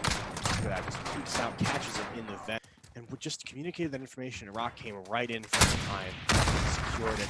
Whoa. Okay. Wow. That's an early pick. What a pick with this. Chooses to pick up the sniper. Ice Crazy goes crazy there. there. Other one? If you can make it to 1v1, it's a better chance. He's just falling. Good trigger discipline to wait. Oh, decided to pull the trigger just a second too early, but still able to get that kill. But here, yeah, cue the Benny Hill. Hang on, R2 coming up through water. He might catch him from behind. If he looks to his left, he's gonna see him. Oh, doesn't check that corner though. See what they can do. See if they can bring it there. Danny needs to win this gunfight. Danny now has to win this 1v1 versus Rock. Let's see if he can get it. Rock pushing up to this ramp spot. Very nice. And there we go, keeping it alive here. Gonna go back to his gun, pull up onto water. Rock finds Danny. Danny going down 1-4. Oh, R2 picks up Ice Crazy though. We assess the situation, but R2 is reading this pretty well. Reading the rotate onto this pipe, but not quite. They bring it to match point. I was just trying to outgame each other there, but Rock just had a way better angle on the rotate. Caught him from the flank. And he rotating back towards B, one's up on that Crazy. May have seen his head poke out, get some shots down, not able to connect any kill. Oh, on the other side, Rock able to pull up that kill onto R2. That is big. Move back. He had some information to play with, so yeah. The fuse is coming out. He's got to look. He's got to look at the bomb. He's got to take him out. Okay, good. Gets that kill. Now it's a 1v1. Crazy knows where he is. He knows he's up on that roof, though. But he doesn't have a lot of time. He's got his defuse. Oh, and there's the... Oh, gets off the defuse just in time. Looking for the kill on Danny. Oh, my God. Wow. He keeps it alive for his team with a beautiful 2v1 situation. Played that to perfection.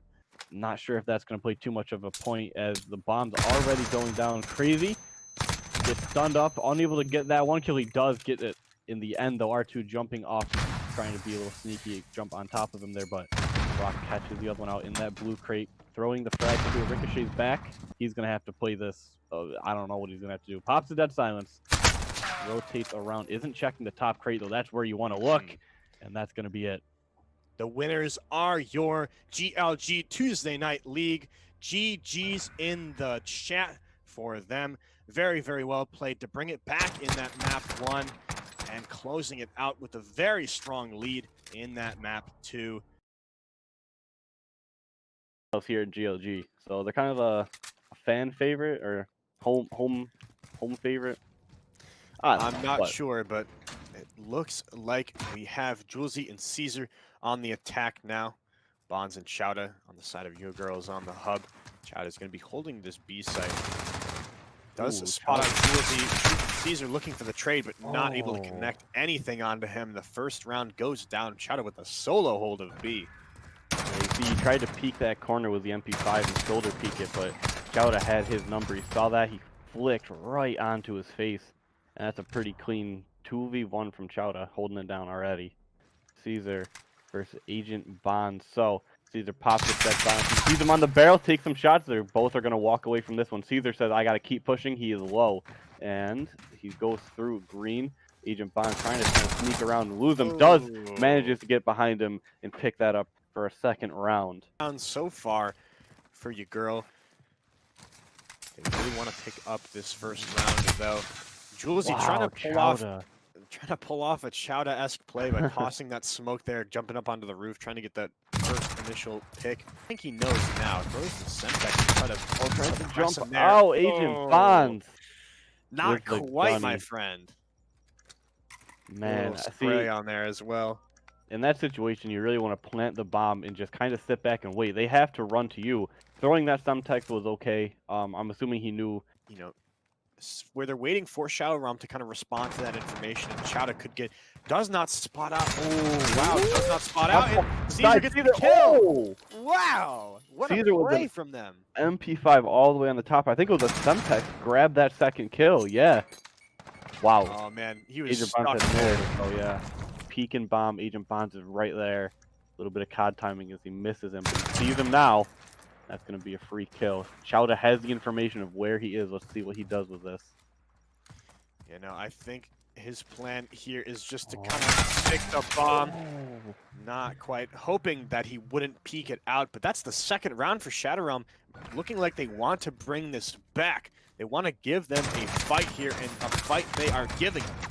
Yep, and it seems like they learned from their last time. Again, it is Shadow Realm on the Coalition side, looking for an early pick onto Chowda. Ooh, spots him out there as well. Agent Bonds is going to allow Caesar to get the bomb down now. They know where he's relatively coming from. Catch out Julesy from behind. Does see him. Okay, no, nothing connecting there. But he knows he's getting pushed hard, so he's going to make a play. He's going to slide around, get Chowda, but he's getting the backside. Nope, not this time. 3-0 for him already. As Agent Bonds is left alive again, he's trying to spin around, confuse. Oh man, he's so low. He's dipping, he's ducking, he's dodging, he's diving, but in the end, you can't escape the bullets. Getting into a spot where they can catch him out. Look at this now. Switches it up a little bit. It's back to the same tricks. Josie going down very early in the round. Caesar's left alive. I'm sure he hears Agent Bond stepping around up top. Jumps down and wow, still gets the little pick off. Caught out the toes of Agent Bond as he's sneaking towards him. 27 seconds. Welcome back, everybody. Here we are once again on the desk for the Great Lakes Gaming Lounge's Tuesday Night League here for Call of Duty Cold War. I'm the Doctor, joined on my right by B-Spots and friends. As you can see there in the corners, we do have some new additions to the desk, but we are heading into our semi-final matchup, B-Spots.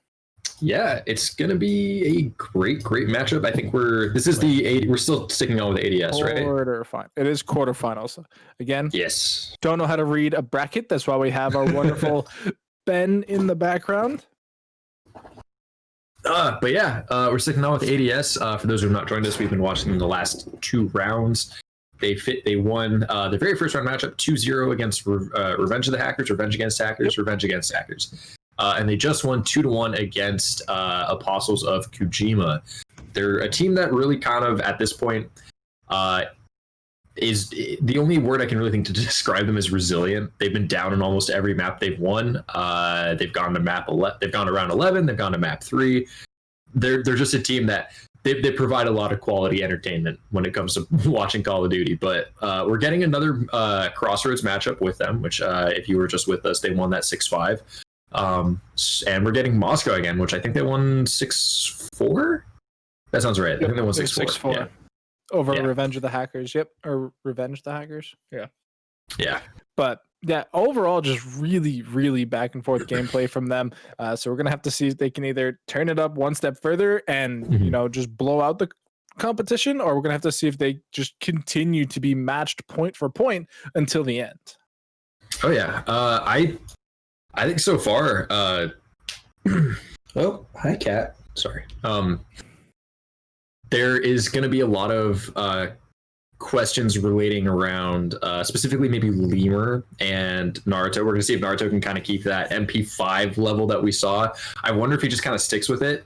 He did get that last kill with the AK-74. Not that like I really think guns affect a player that much, but like just with Naruto in particular, we see him go from this kind of average, below average objective player. He gets the MP5 in his hand, and the dude plays like as good as you've seen in like amateur Call of Duty. Like he's just getting two pieces left and right, running right into people, playing like he's got nothing to lose. And for me personally, it was really exciting to see, and I really want to see him keep doing that because it is such a good sign for a player who, you know, may have been struggling throughout the earlier rounds. Yeah, and it's something different about the way they played too, right? Like when you saw them get that final kill on the last map with the 74U, it was from a stationary position, waiting for the peak to come through. They were playing very defensive. Whereas when you see them on the MP5, they're just W keying it, even though they're on controller. So I don't know what, you know, the comparison is, but for lack of a better term, they just W key, full send, just running around, hip firing with the MP5 and just getting kill after kill after kill. And so it's just kind of crazy to see the two different styles and how much more effective one of them can be. Yeah, we don't know much about this Royal Blues team outside of them winning 2-0 against, I believe it was Dude Guy Gaming, B. Interesting team name, but overall, I think just if we're going off of what we've seen so far in this tournament, kind of just going off of like the history of these teams that we do know of, I think ADS is going to at least provide a close one. There's nothing that we've seen that implies that they won't at least either put up a fight or cause the other team to put up a fight or play down to that competition, play up to that competition. I think overall it's just, I haven't been disappointed by them yet. They've done incredibly well. And so I think if they can just keep playing at that level, I think it'll be a really, really great matchup. Yeah, and I mean they've shown multiple versions of their gameplay across multiple maps. You know, we've seen them play this very slow defensive, you know, waiting for expense to pop off style gameplay, both on Crossroads and on Moscow. You know, we've seen Naruto play very aggressively on Moscow with the MP5. That was the first time we were introduced to that style of gameplay, and it was incredibly effective. It brought back out onto Miami as well, where it did pop off once again. We saw it a little bit on Crossroads, but I don't think it had the same effect that it had on Moscow and Miami. It was much more of the rest of the team stepping up on Crossroads. So again, heading into this one, we'll see what type of gameplay they will decide to go with. We are just waiting on one player to rejoin the lobby on right now, and then we'll be able to hop right into the map. Moscow, again, another repeat map, and something that I think was probably one of the closer maps we saw, even though it was effectively the furthest round score we saw, being 6-4 versus 6-5. But overall, just incredible play. Yeah. I think specifically for me going into Crossroads, I really want to see if Expense and Step can like keep up the level of play we've been seeing from them. Specifically Expense, because I've seen a lot of great snipers, both in like amateur and like, you know, like the CDL and CW and all that stuff. But like this guy has been so exciting when he gets that the LW3 Tundra. I think that's the name of the sniper. It's a sniper to me. There's always the same. Big gun, go boom. Like what more do you need? But big boomstick. Exactly. You know, the big green gun, as some others may call it. But right now, we do have all the members in the lobby, so we should be jumping in just a second. Crossroads, once again, map number 1 just ended 6-5 in favor of ADS Gaming, looking to make a repeat performance. Maybe they're looking to make it a little less scary for themselves, however. Definitely going to be trying to put the hurt down onto Royal Blue right now. But right now, I don't know. It's a toughie because Crossroads was so back and forth. Like it was incredibly close. Every single round going the full distance, basically. Yeah. And as you mentioned, like right when we cut to the desk at the beginning, this is a quarterfinal matchup. We're waiting to see who will face off against Ascend Gaming in the semifinals here. And then, you know, those two will compete off for a final spot. At the other side of the bracket, we're still waiting on the results. Oh wait, no, never mind. We have Comeback Season versus Dark Clan on that side of the quarterfinals. They're going to face off against Luxury Esports. We talked about it previously. They're just kind of tearing through the bracket as it stands. I think they won both their matches 2-0. So Comeback Season actually 2-0 Dark Clan. Did I not refresh it? It just refreshed on my end.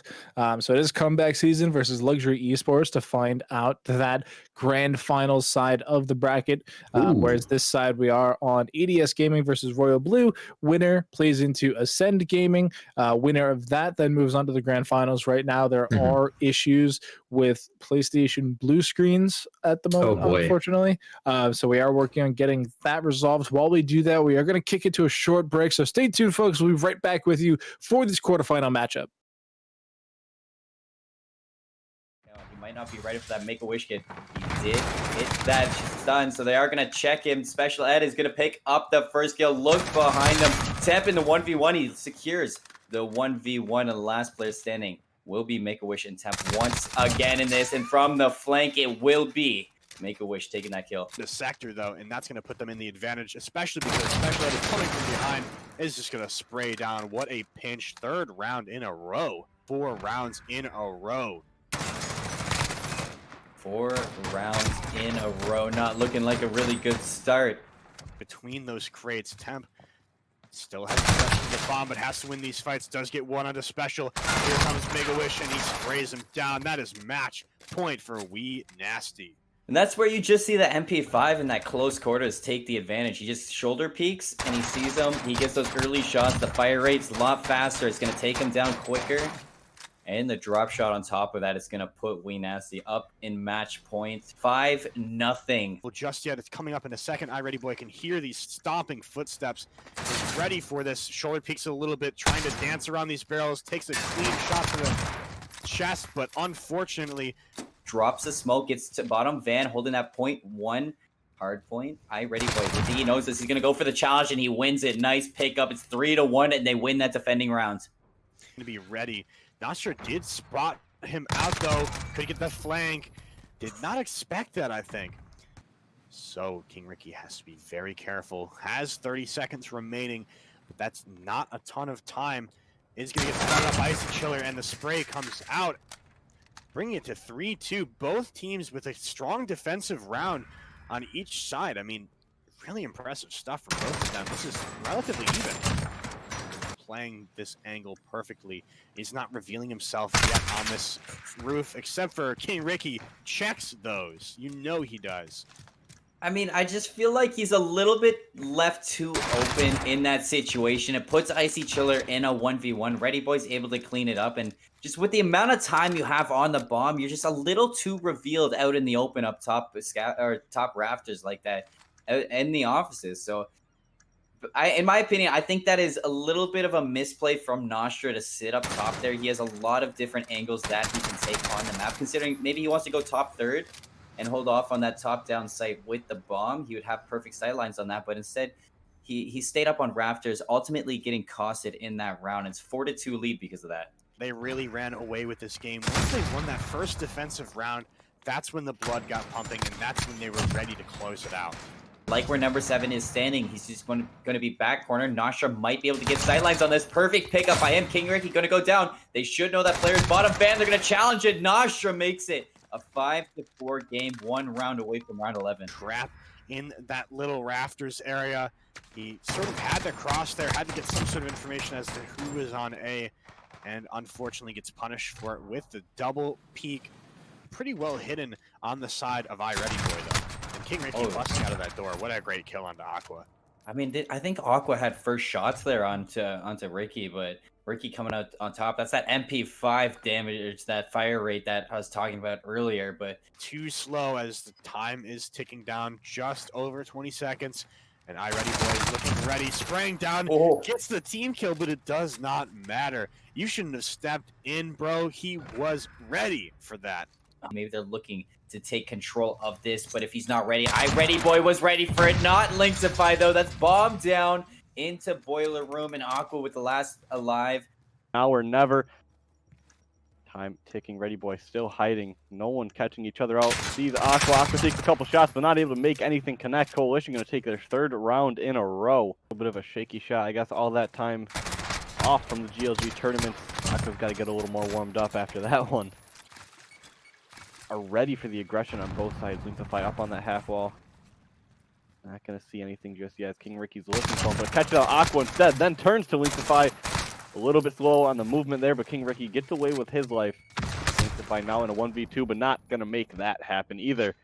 6-0 for the Coalition's quick round. GG to both teams.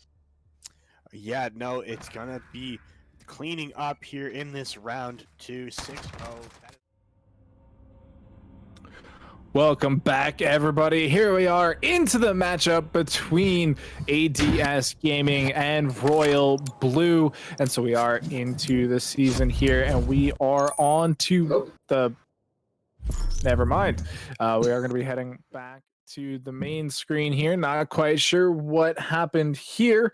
It looked like Step had joined the wrong team by accident, so I think they're just setting the record straight on that one. But yeah, get into some Crossroads action. Gotta keep in mind with Crossroads, you're gonna have a lot of kind of hectic gunfights in that kind of middle section, along with that catwalk area, as well as the kind of lower frozen lakeside. I don't know the call out for that just yet, but I'm just gonna call it Frozen Lake because it's on a frozen lake.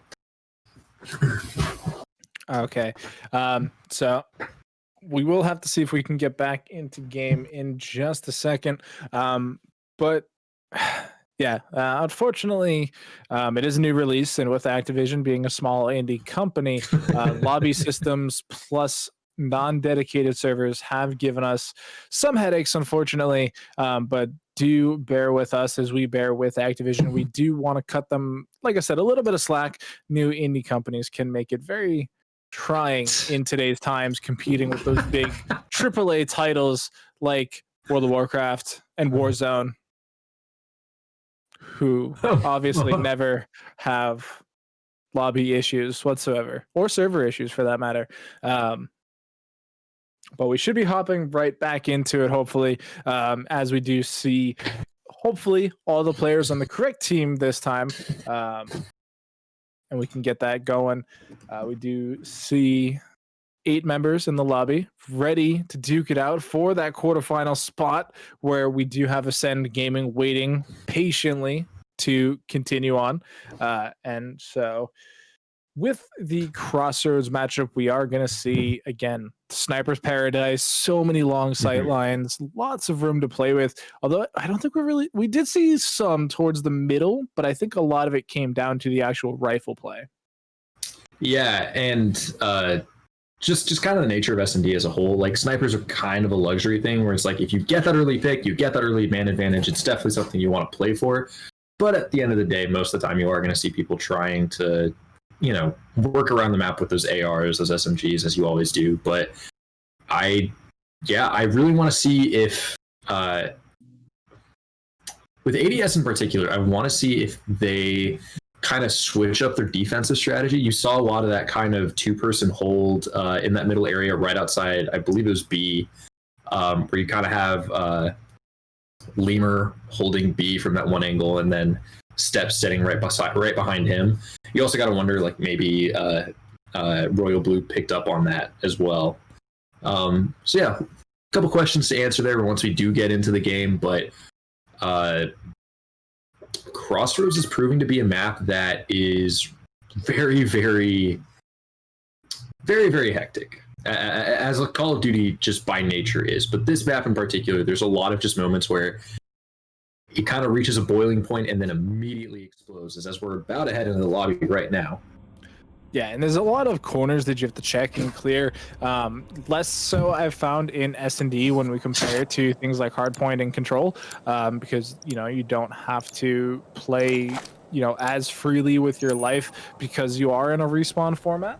But for now, we are into the map. As you guys can see, it is Crossroads action now live. ADS versus Royal Blue as ADS get first blood. Yeah, Naruto back again with that AK-7 or that AK-74, not rocking the MP5 as we potentially thought.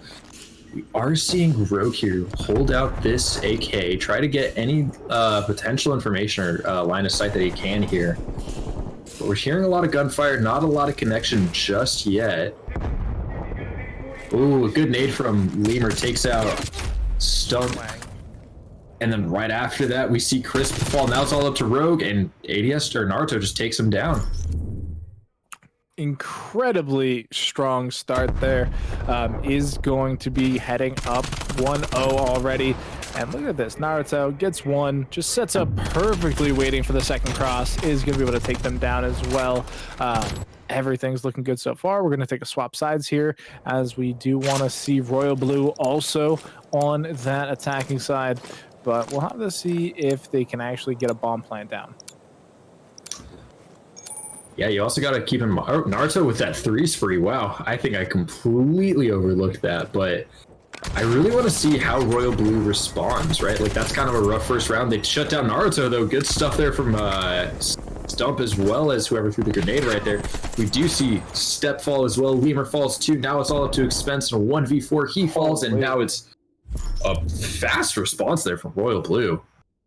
Yeah, I'm not quite sure where everybody went, as we are going to follow on Rogue here. Just gets him looking the wrong way 2 in a row. Even comes up for the 3rd, just picks him out of the air.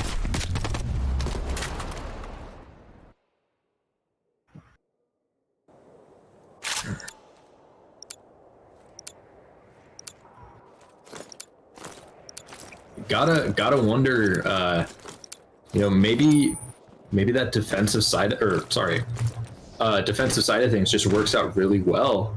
We were seeing it a little bit last round too. Swank gets first blood. He immediately gets traded out by Lemur. Back to a 3v3. No one else trading just yet, but we are seeing Step kind of hold this angle I was talking about on the desk. Just laying down on those barrels, holding that angle towards B. Yeah, I'm Rogue making sure that nobody's playing super aggressive into this warehouse just yet. Stump trying to get to the A site. Doesn't have the bomb, but is trying to clear it out. Can't win the trade against Naruto, who is forced back into a position for Crisp to shut him down. Yeah, good trades there. Crisp is last alive as Lemur takes him down, and they take down Crisp just afterwards. 2-1 for ADS. Yeah, another really solid round here from that defensive side.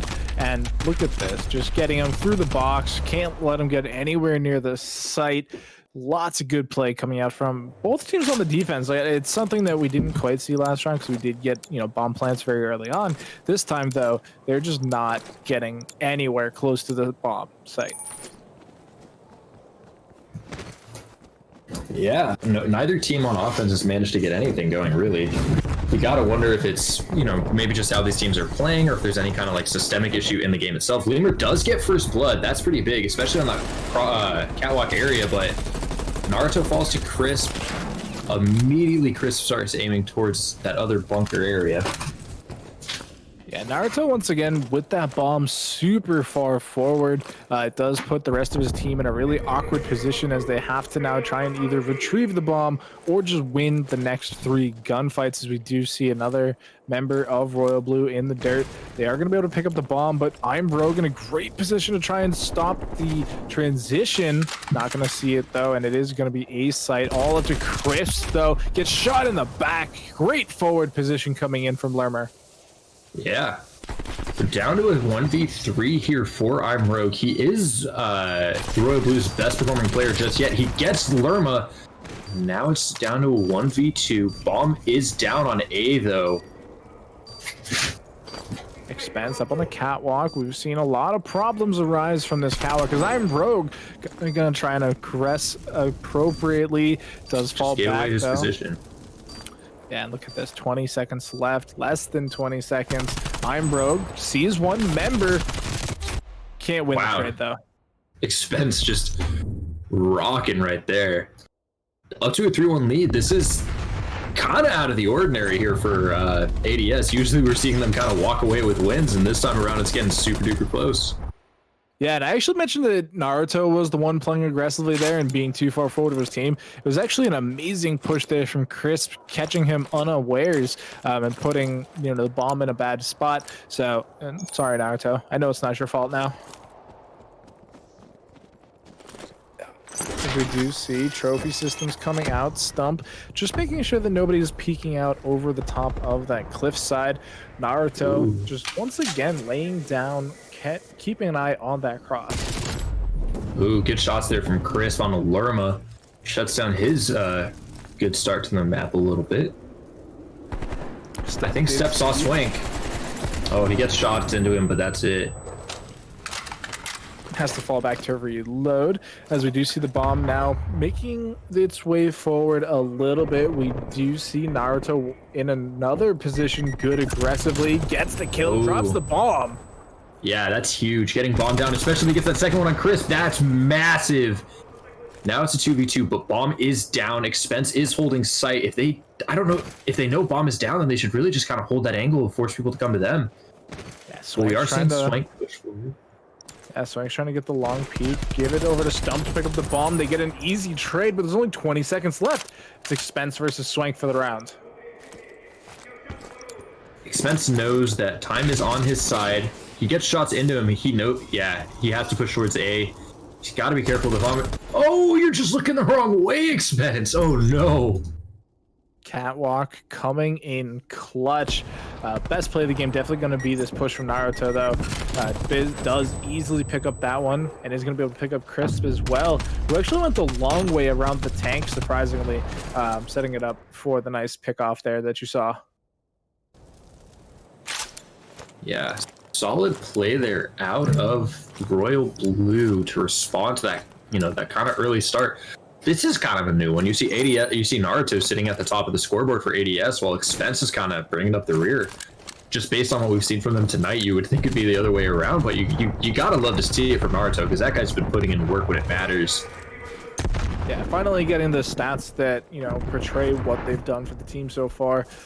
We are seeing another nice line of defense coming out from Royal Blue, very far back. You can even see Swank, like literally as far back as possible, as far removed as the bomb is just going to go down for pretty much free, it looks like, here on A. Yeah, Expense is about to get bombed down, and they're pretty much going to catch him off guard. Expense has to be careful because Chris was looking to get him, but he gets out of dodge just in the nick of time. Rogue going to get shot. Rogue is spotted out. First blood does go to Stump, but we are about to see Rogue drop. Instead, we see Swank drop. It's still a 3v3. There we go. Rogue just drops to Expense. There's only 20 seconds left on this bomb as well. We do see Lerma in the backside. Catwalk coming up big for the side of Expense. Chris is able to make it to the bomb site, but he's just completely surrounded, and ADS come out ahead. Great round there from ADS to get the bomb down early, get their advantage kind of squared away, and then just ride it out towards the end. Expense here with a good first kill. I think he gets a second one here as well. Yeah, on that catwalk area against Chris. Does he get the third as well? I was kind of dogging him a little bit, and he ends up getting all 3 kills to end the round. Hell of a performance from Expense there. Yeah, we saw the MP5 coming in huge once again. Multiple times we've seen members of this ADS team just make the transition to that weapon and just do something spectacular with it. Whether that is due to the familiarity, like you said earlier, or if it is just, the gun being good. Yeah. I like this angle from Expense to start off, just kind of keep in. Ooh, Stump trying to wallbang him there. Oh, he shoots his teammate a little bit, but it doesn't matter. Lerma gets Stump all the same. First blood to ADS. And it puts the rest of Royal Blue in a really awkward situation. You can see them moving back and forth, trying to find something out. But Naruto, once again, with that awkward off angle, gonna take down Crisp. As we do see Step, Catwalk, Monster. Oh, didn't see anybody, but they might hear them, is the thing. Not a whole lot of action now. Still a 4v2 in favor of ADS. Rogue does have bomb. If Naruto can catch him out here, he definitely would just throw a monkey wrench into their plans. Let's see if they can actually get across this B site without being seen. Oh, good shots there from Naruto. Does he get the second one as well? He got Swank. He has to pick up behind Rogue. He's going to sneak behind him. I think he's got it. There we go. 5-2, I believe, for ADS. Wow. What a performance from them this time around. Yeah, this is definitely their most impressive performance of the night so far. 5-2, it's their widest gap when it comes to lead, and it's mainly because of Naruto. You know, he's sitting in that forward mid position, and he's been catching people looking the wrong way so many times, creating so many opportunities for mistakes from Royal Blue, and then taking advantage of them. And we can see here, Expense still on that MP5, Naruto on that 74U. They're just really feeling it right now, and they are coming out ahead because of it. Oh wow, early shots there from Lerma. Picks up Stump. They pick up Crisp there as well. Got the smoke down. Rogue takes off Naruto, but that doesn't matter. It's still a man advantage here for ADS. Bomb is in hand though. Did not go for the A plant. Wonder if they're rotating all the way around to B. Yeah, they were pretty tight to that A site, but I think their smokes were dissipating and they weren't willing to risk it just yet. Catwalk play coming in. We do see the big shot coming in from Lerma as they take out Swank. I'm Rogue's very low. Yeah. He's really lucky to get out of there with his life. If I'm him, I'm reloading right now to try to get a 2-piece, but if you think you can do it with 20 bullets, be my guest. Oh, I think he saw Step, or at the very least he should. He sees Expense, he gets the kill, he drops though, and that is map 1 in favor of ADS. That's the best map we've seen from them just in terms of like overall play and dominance. That was incredible. Those shots from Lerma to start were, that is a crazy shot. Hats off to him. Looks like you get the last shot falling as well, so that's pretty crazy in and of itself. But yeah, lightning quick map there. They're definitely speed running Crossroads. They've already played it once. They got that experience. They're looking to, you know, improve their personal best there. We'll have to see if they can do the same on Moscow, as it is going to be the second map here of this series. Winner goes to semifinals to face off against Ascend Gaming, and it is definitely looking so far like it is going to be EDS to be moving on. Yeah, ADS came out with a fire that map. It almost felt like they were a little tired. They were a little tired of these really close matches, and they were just like, you know what, we want to get to semis. We want to get a little bit closer to that potential $50. But yeah, hats off to the guys there. Specifically, shouts out to Naruto. We were kind of mentioning in the pre-broadcast and whatnot, just kind of being like, this is a guy, he puts on the MP5 and he puts on a clinic, right? This time around, he takes out the AK-74, puts on a clinic. I think he finished like 10-6, 10-7, somewhere around there. He had a really good map, is all I'm trying to say. We're still seeing Expense do what he does. Lerma has been incredible these last few maps after kind of that really bad start to the very first map of the night. I think he was like 0-7 is what I want to say, but yep. Yeah, shouts out to ADS for that really strong map win. But now it's up to Royal Blue to respond. I was liking some of what I was seeing out of guys like Crisp and Rogue.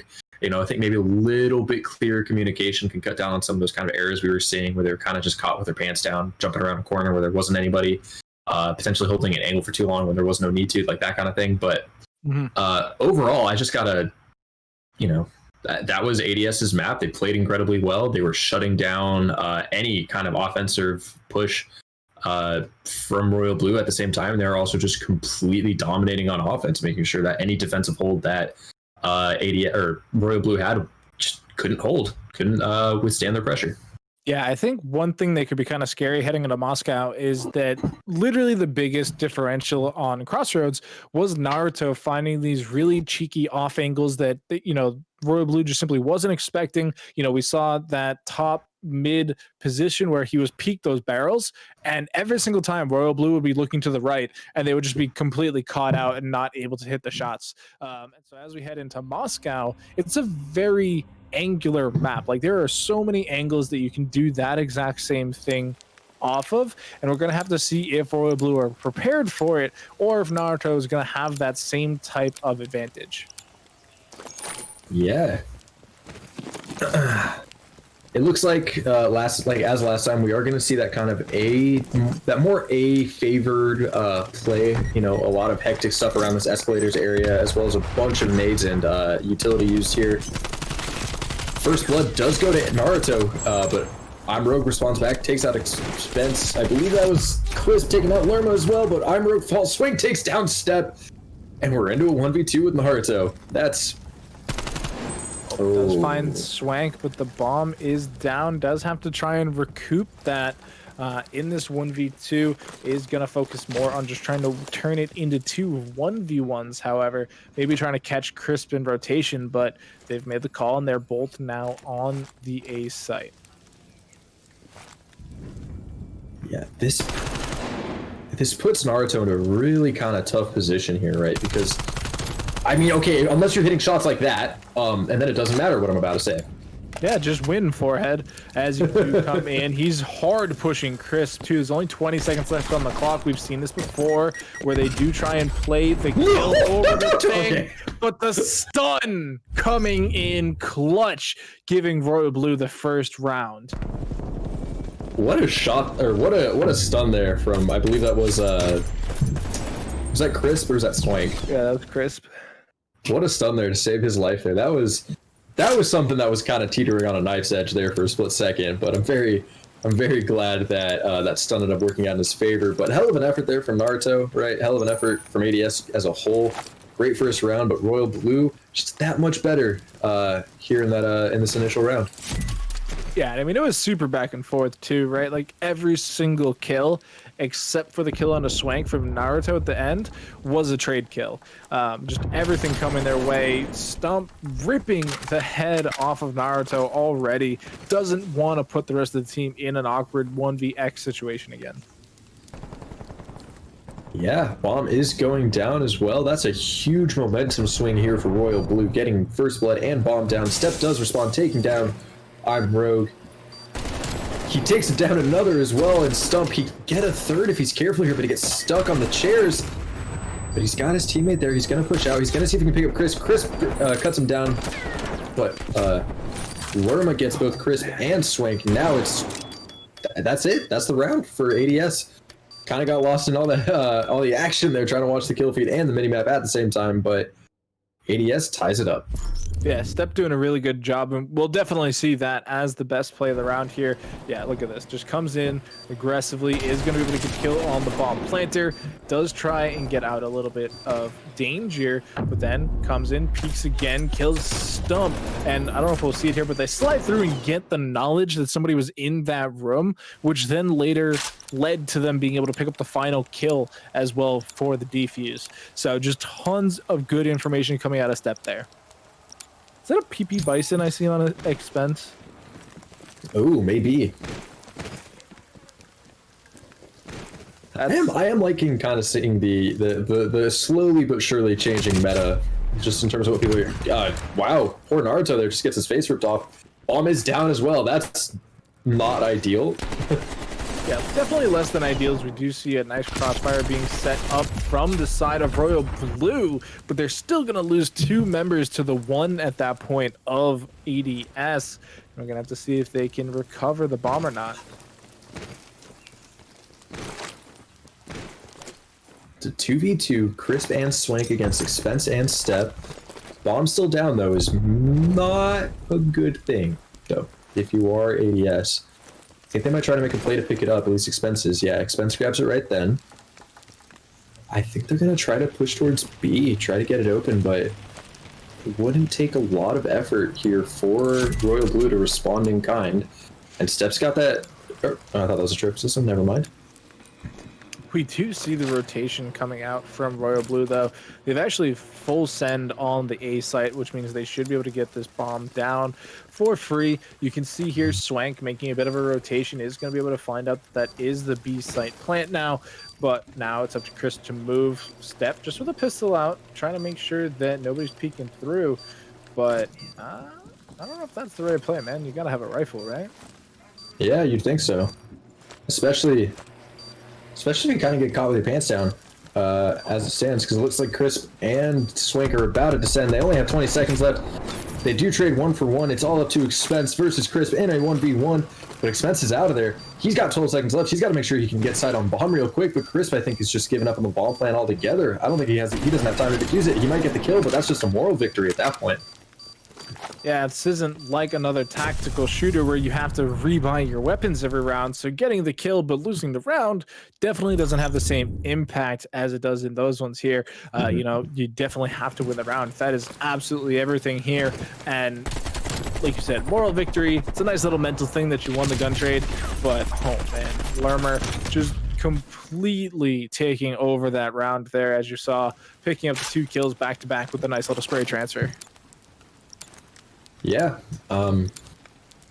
Solid play there out of Crisp and sitting at 6-1 on that 3 spree. But just smart play and just smart timing in general from ADS to kind of make sure that their bomb could not get defused. Waste enough time and your opponent doesn't have time to defuse, Yeah. Ooh, smart smoke there from Rogue to keep Eskies clear. But he is gonna, he gets picked off by Naruto all the same. Naruto's playing like a man possessed right now, just kind of pushing through no matter what. But now it's down to a 3v3 with Crisp still sitting at 7-1. This man is he's a man on a mission right now. We got to see if he gets picked off here because Expense does see him. He gets out of there just barely. This is becoming a really awkward fight around the A site. Multiple members in bad positions. Nobody quite going down yet, though. Tons of time to re-heal up. Step, though, finally making their way up the escalator. Going to be able to pick off a member. And so now look at this flank from Lerma. Rotations coming through. Lerma not able to find anybody just yet. Step has to be careful, and it is Lerma on the flank. Crisp, last man alive, not for long though, as it is ADS coming out ahead. Man, ADS kind of picking up where they left off map 1, winning that 6-2, up 3-1 as it stands, looking great. But we did see some excellent play from Crisp, so it's not out of the question for them to bring it back. I mean, the man's sitting at 8-2. That's insanity. Yeah, best in the game so far, and that's round loss was actually only their second death. You do see 3 round losses, but that's because you survived the bomb plant, and so you do get to keep that extra KDA point. And Step with the frag. Oh no. Yeah. It's always satisfying seeing a good nade kill, right? There's just nothing like it. Yeah, unless it happens to you. But yeah, when it happens to you, it's a bunch of crap and sucks. But oh my god, you shouldn't be winning that fight, Naruto. I'm sorry. Yeah, that 74U just putting up dividends. The bomb's going to be going down as well. There's still 2 members alive for Royal Blue. It is going to be Einbrook and Swank, both the 1-4 members of the squad here. They're going to try and pick up a kill, but that is not going to work out for Rogue and Swank now to getting pushed aggressively.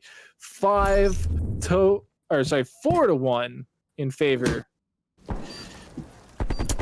It's looking a little tough here for Royal Blue. They got the first round of the map, but it seems to have fallen apart a little bit here at the later half. Yeah. Really got to see more out of guys like Rogue and Swank, because Crisp is just trying to drag them to a victory right now. On the other side, we are seeing Step and Naruto kind of be the pallbearers for the time being, right? Sitting at 8-3, 5-4. Ooh. Just as I was saying, Rogue picks up a kill on Naruto, makes it a 3v4. Expense immediately responds though onto Swank. He sees another one. Can he get his kill on Step? He does get the kill on Step. That's dirty. That's unfortunate.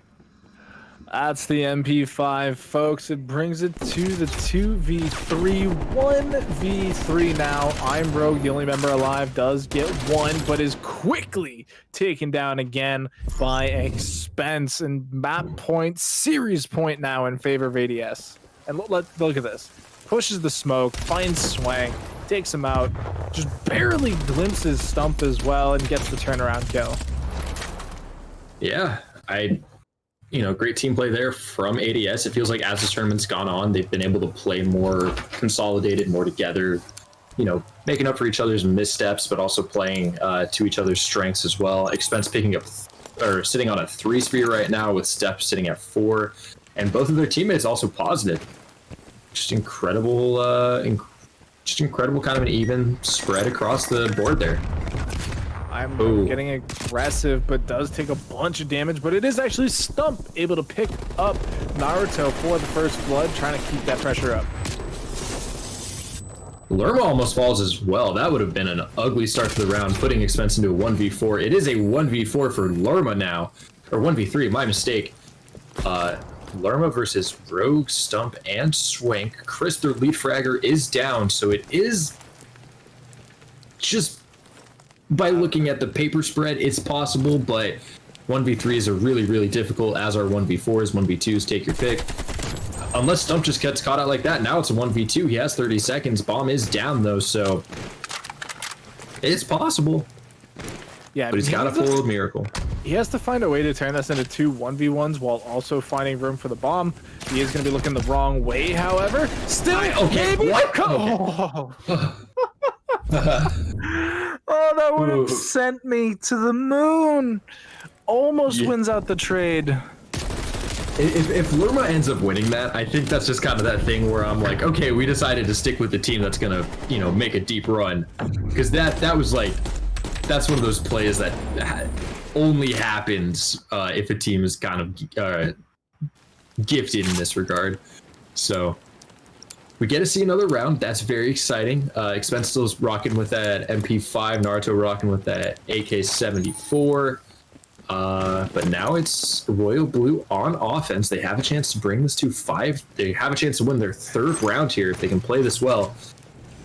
But I wonder how they're going to choose to play it. It looks like they're running through that central area, potentially going to push up through escalators towards A, but let's see what they're going to try to do here. They did force Naruto off, and Expense gets caught on the rotation. Stump not actually going to go down, though. That's huge. Oh, they died eventually. Lerma picks him off. But yeah, 3v3. The step flank is huge. Oh, good shots there from Step on a Swank.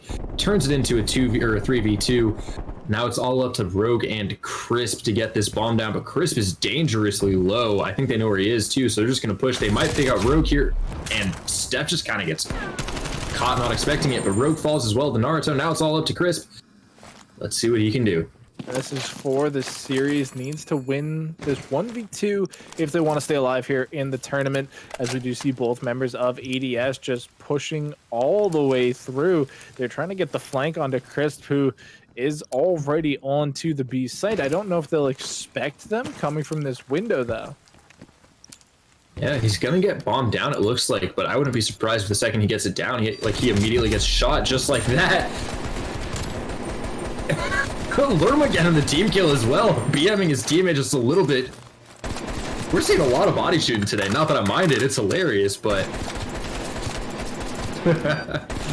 do what you got, Lerma. Do what you can. Congrats on the win, bud. See you in semis.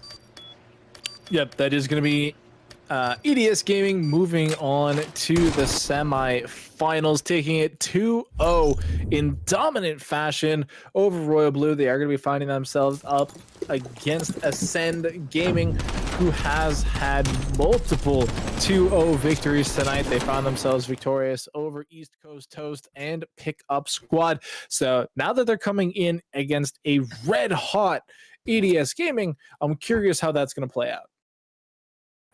Yeah, give me 1 second to pick up the bracket. But yeah, looking off against this Ascend Gaming squad, they also they've won both their matches 2-0 as well, so they're doing really well in their own regard. But it should be a really exciting matchup, especially if we're seeing ADS continue to play at the level they have been. I don't think the semifinal on the other side is finished either. But if we are sticking with ADS here, I am really looking forward to them to keep playing, because I really like seeing just their kind of in-tournament development, just in terms of like what was working for them, what isn't working for them, what's working for them now, and what they're looking to do to like fix things up in that, or fix their problems as it stands. Yeah, and like I said, they've been playing lights out. We've seen great improvements from Naruto and Lerma, who